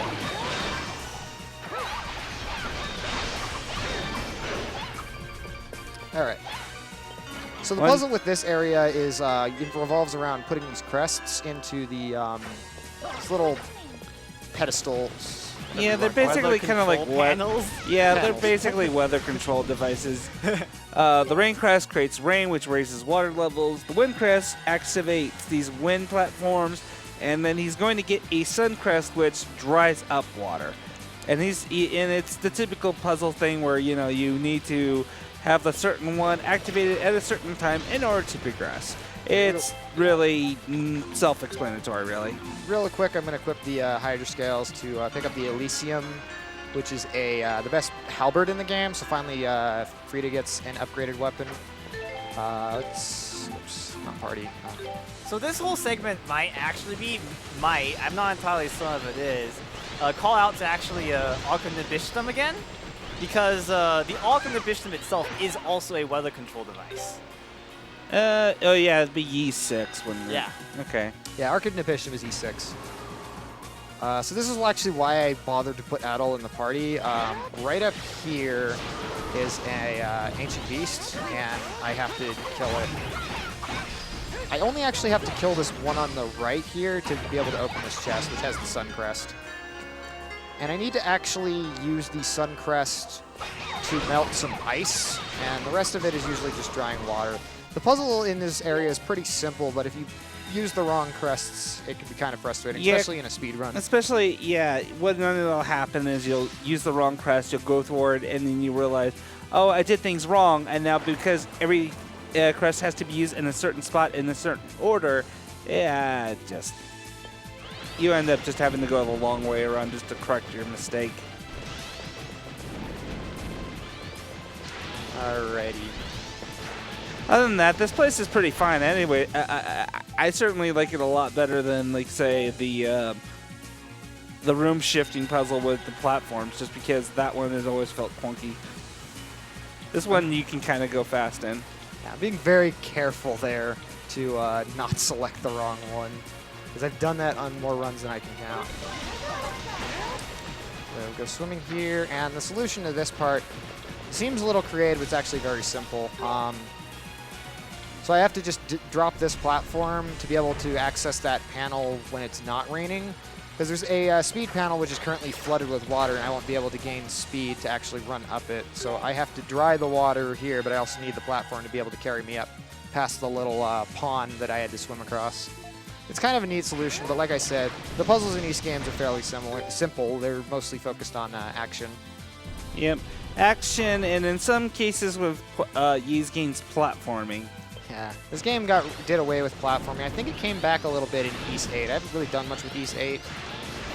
But that game's coming out a little bit later this year, and I am looking forward to that one because that game looks fun as heck. We'll see. I think probably the main reason why they avoided the platforming in this game and in E7 is because you are introducing the multiple party member mechanic, and when you start adding in the way AI party members work, adding just more verticalness to how they perform would probably be kind of awkward. We've already demonstrated how verticalness is already kind of a problem with the water glitch. All right, this guy I think is especially vulnerable to stun impact. No, I think it was the first one. And I got knocked back, so only 2 of those hit. There we go.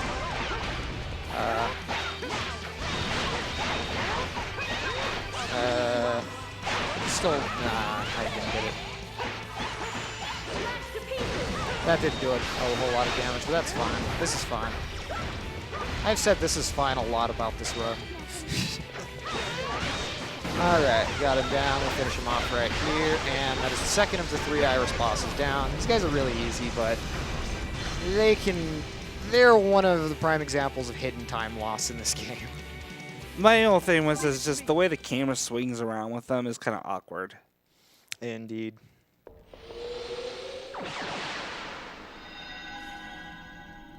We have a $5 donation from Anonymous who just says, "Hey Ghost King, I'd like to wish you a happy Solomon birthday."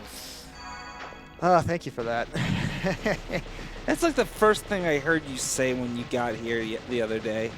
It was literally, we walked by Solomon and you wished him a happy birthday. Oh, I just wanted to see his response and see how just an. You got a proper response. Yeah, I did, and then I got to say it probably 40 plus more times during the entirety of Aluntra. That was. Oh, he's still right there, and he's mad at you, dude. He's so mad at you. Sorry, not sorry. So that reminds me of an actual amusing sort of localization glitch in one of the versions of Ys 1, where there is a Solomon temple in there, or shrine, and one of the localizations has it as Salmon Temple. So, fish. That's interesting. So now that I'm higher level, I can better handle these mob enemies. I really wanted to go and take the left route first because that would allow me to get Kaloika's better weapon first, so that I would have the access to that for the bosses. Because even though she had a pretty strong weapon before, she is my main party member that I'm controlling. So that extra damage that she gets from it is more impactful than any of my allies. Especially since my allies are AI controlled and don't really use skills very well. Nope. Oh, I almost forgot to adjust the room here. Yep. It's here, and no, I went the other way. There we go.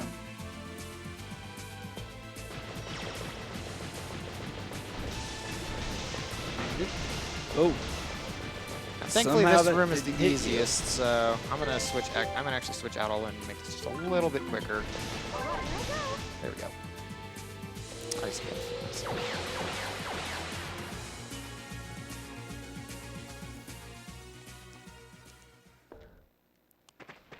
More frogs. Actually, no, these are squirrels. There were frogs in the other one. Sorry for the false alarm.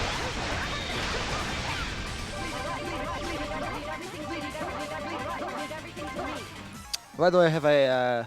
You've officially annoyed me. Okay? Come on, You happy now? Come on, Ozzy. You've had 3 hours of this, man. It's okay. I've been trolling you secretly. Secretly. Am I gonna get some surprise? Wait, you already. I know exactly what you did, and I'm still not saying it. So for context, I will say it for context purposes only. So another game I run is East Origin, which there are 3 playable characters in that game, which are not at all because it's a prequel to East 1, and one of them is named Hugo, and I don't like playing as him. He's not very much like fun.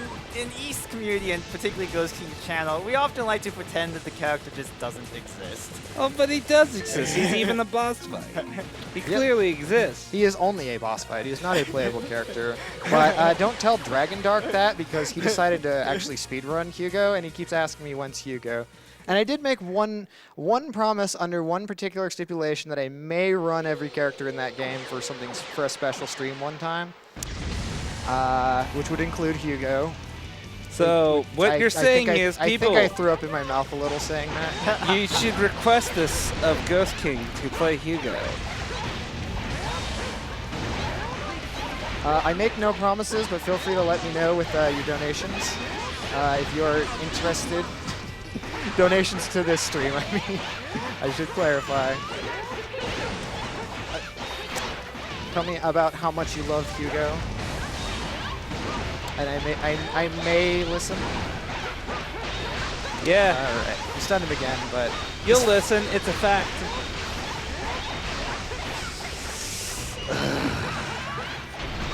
it's okay. I annoyed Solo Man for 5 hours straight. I can. This is nothing for me. This is nothing. So if you don't get that joke, Hugo's last name is Fact. I He know. is decidedly not the fun fact, though. Exactly. Mm-hmm. No, see, that one I used to annoy Tsuki. So, Yes. We annoy Tsuki in 2 ways, though. Although the second way doesn't really work anymore since he lost world record. yeah, so big shout-outs to Tsukibaka. He is the... I don't even know what to say about how much that guy has done for this community. He's helped so many new runners pick up games. He works so many hours, and yet it always takes the time to try and help out as many people as he possibly can. So huge shout out to Tsuki for all he does for this community. I'm pretty sure Tsuki just permanently has a tab open on like Twitch for the East Origin directory page, and whenever anything shows up there, he's gonna watch it. To be actually, when I literally just came out of nowhere and started practicing Yee's Origins, yeah, it didn't take him long for him to show up. Yeah, I think I was playing East Origin casually, and he showed up. I wasn't even trying to speedrun it. I was just playing it casually, and that's like how I got introduced to the East speedrunning community. yeah, which shout outs to the speedrunning community. Alright. A lot of wonderful people who've helped me get better at these games, help find new glitches and routes. It's just been a blast, and I always love coming out to these marathons to give this community some time in the spotlight, I guess, even if. And here we are at the final boss. So these monoliths that he's beating up on, they're kind of color coded for all convenience, and they're weak to one specific type of damage. Now we can use that weakness for 2 of them, but for one of them, it's just easier just to wail on them, just brute force it, because the 15% damage is too important to let go of, just specifically to have a balanced fight for this specific stage. Yep. So he first needs to take down these 3 pillars, and then we move on to the next part of the fight. All right. As you can see, this boss has just... I'm actually going to use my one minuscule healing items because I kind of need Kalorka to have some health. Yeah, he took a lot of punishment there. He really wants to be able to pull off those flash guards.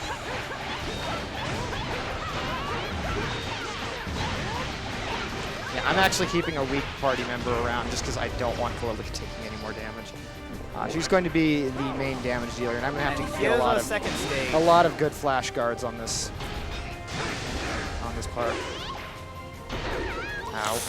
Ooh. Okay. Now this is the point where he's vulnerable, where he goes up and makes this mini arena with his arms. All right. I hit Frozen Prison here because I got the flash guard, and that did not hit as hard as I wanted it to. But it did kill the little spire guy. That laser is surprisingly hard to time for a flash guard. There he goes. All right. A little bit of serious time here because this fight is... Gig's fight can go to hell 10 ways to Sunday. Yeah, no more healing items. He's not using equipment that gives him health back. He's just going to have to man up and get those times. This fight is the most. This attack is the most obvious instance of what the benefits of running on the easiest difficulty are. All right, darn it! I missed the flash guard, but I got the guard in general, so I didn't take too much. I didn't take any damage. Why am I using that attack? It doesn't hit. Nope.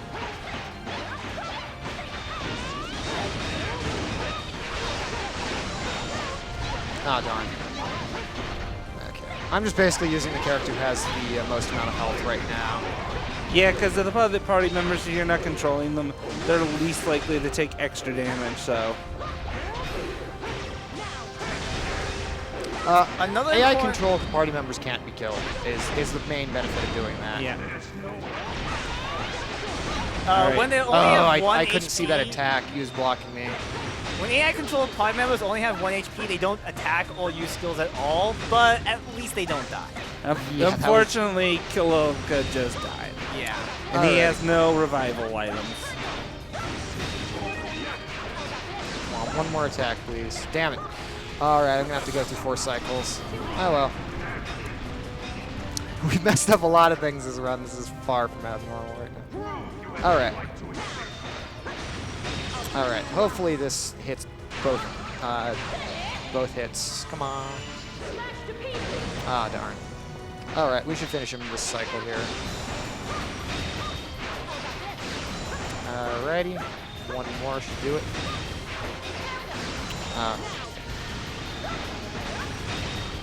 That did not get me enough. There we go. There you go. All right. Oh, this fight is pure stress. I have died on this fight multiple times. Luckily, Kiloka losing out on experience points here doesn't matter. Does not matter at all. She's done. Her game is done. So we have one last fight to do. As we mentioned, there is a one-on-one fight. We have defeated Garuda with the power of the Mask of the Sun and the records here, but he is not done yet. So here we figure out that, you know, this Mask of the Sun, it's an artifact that's just way too dangerous to keep around. So we should probably destroy it. Yes. And in order to destroy it, we need to destroy it in the fires in which it was forged. Well, That should remind you of something. You're describing the plot of Lord of the Rings. Stop. I know. Exactly. Exactly. So basically, we're gonna do a Lord of the Rings thing where we climb up Mount Vesuvio and dispose of the mask. But it's not gonna be that simple. So the world of Iris is collapsing around us, and yeah, Garuda is going to start sending everything he can to finish us because now he's kind of in full desperation mode and completely losing his mind from the power of the mask. Yeah, and the main reason why here is that he did alter the Akala records in some way, and the Akala records is affecting literally the entire world. It like affects things Yeah. like the laws of physics. Yeah, so because the Akala records are directly tied to the Master of the Sun, by destroying the Master of the Sun, you are technically destroying the Akala records, which you would think destroys the world, but really all it does is it stops the fact that the Akala record stops affecting the world and the Akala records no longer exist. So yeah, it's kind of just, Power is too strong for Yeah. humanity. And even LDL kind of lost control, so Yeah. this is kind of... Okay, so here's the one time Leo decides to actually be useful. you So, need to play through the story again, dude. well, remember, we also skip stuff, and I'm also speedrunning, so details. Also, we Tales of Symphonia now. Well, it feels like the end of Tales of Symphonia where all your party members is like, no, we'll go on ahead. We got it from here, and we'll cover you. And yeah, So for whatever reason, they leave you with this particular party to climb up the mountain. We don't actually have to do anything on the mountain other than just dodge these shadows of Garuda. yeah. So So let's see if we can't get the good run. yeah, this is so- actually surprisingly tricky to go fast in because of these things have weird hitboxes, and you swear you could squeeze right by some of them, but you can't. Exactly. There's also like fissures out of the sides of the mountain that are spewing out lava. So that's something you have to worry about and not run into like an idiot like me. We have one final donation. I'm about halfway up the mountain, so go ahead. We have a $25 donation from Pupai Lija.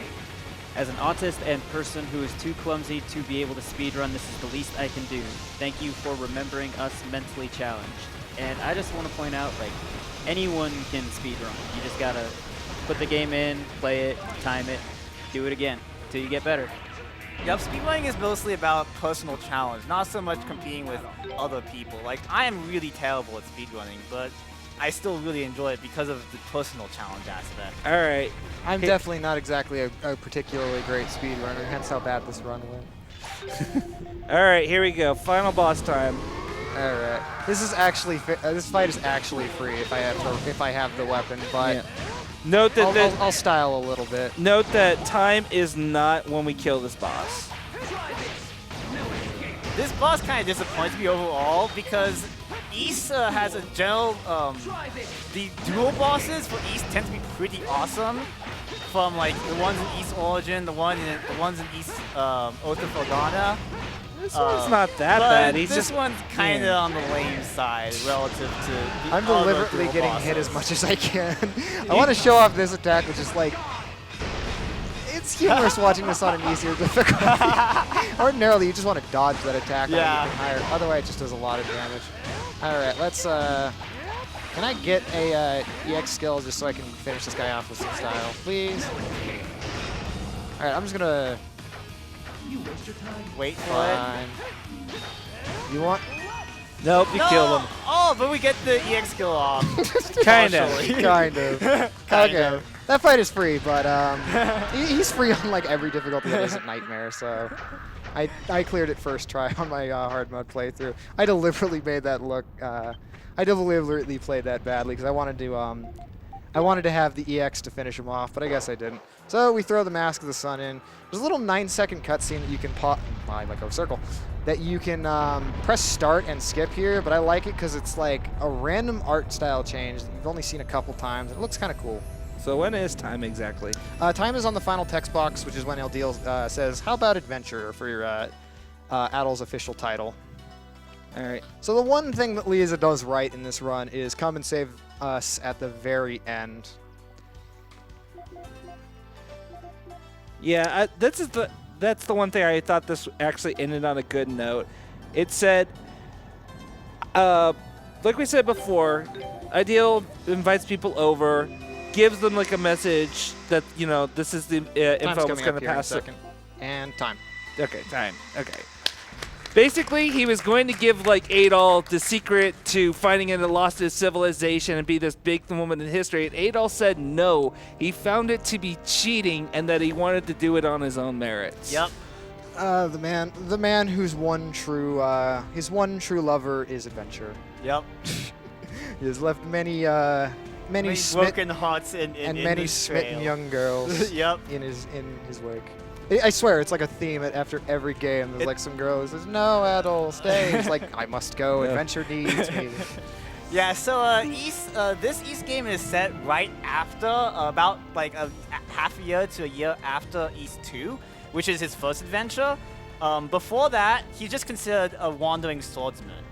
But because of this encounter with Eldiel, that's what made him claim to be an adventurer rather than just a wandering swordsman. So, just real quick, I think I've shouted out just about everyone I want to shout out in terms of the community. There's a lot of wonderful people. If you ever want to run any game, I'm open to helping people. Tsuki Baka, as I mentioned, fantastic guy in general. So I want to thank RPG Limit Break for having me again, giving this game a chance. This was a game that I really, this was actually one of the first games I wanted to speedrun, and because at the time it was really hard to capture Vita. I mean, you can speedrun without capture, but it made it especially difficult to try and work this game out, and I fought to get it down. Finally, we started getting the community together. I can communicate a little bit with the Japanese runners, and we've been finding new tricks. And this game's getting pushed down further and further. So, yeah, it's just shout-outs to the community, and thanks again to RPG Limit Break for having me. It's a wonderful cause. Don't go anywhere. There's all kinds of great runs. I'm actually going to be on commentary for the next 2 runs. So stick around for those. Those are fantastic games. And thank you again, everybody. Thank you, Ghost And King. thank you to my commentators. I almost forgot. Thank you, guys. Don't thank me yet. You're playing Hugo eventually. Yeah. Okay. Thank you to Tuxdev for flying all the way out here to help out with the East, help out with just the East presentation in general. And thanks for your help at Calithon, Ozzy. Nah, I'm just kidding. Thank you, Ozzy. Yeah. It's been a blast. I love this game. It's really fun to run, even if I am not very good at it. All right, we are going to work on setting up the next run, which is Saturday morning RPG, so stick around for that.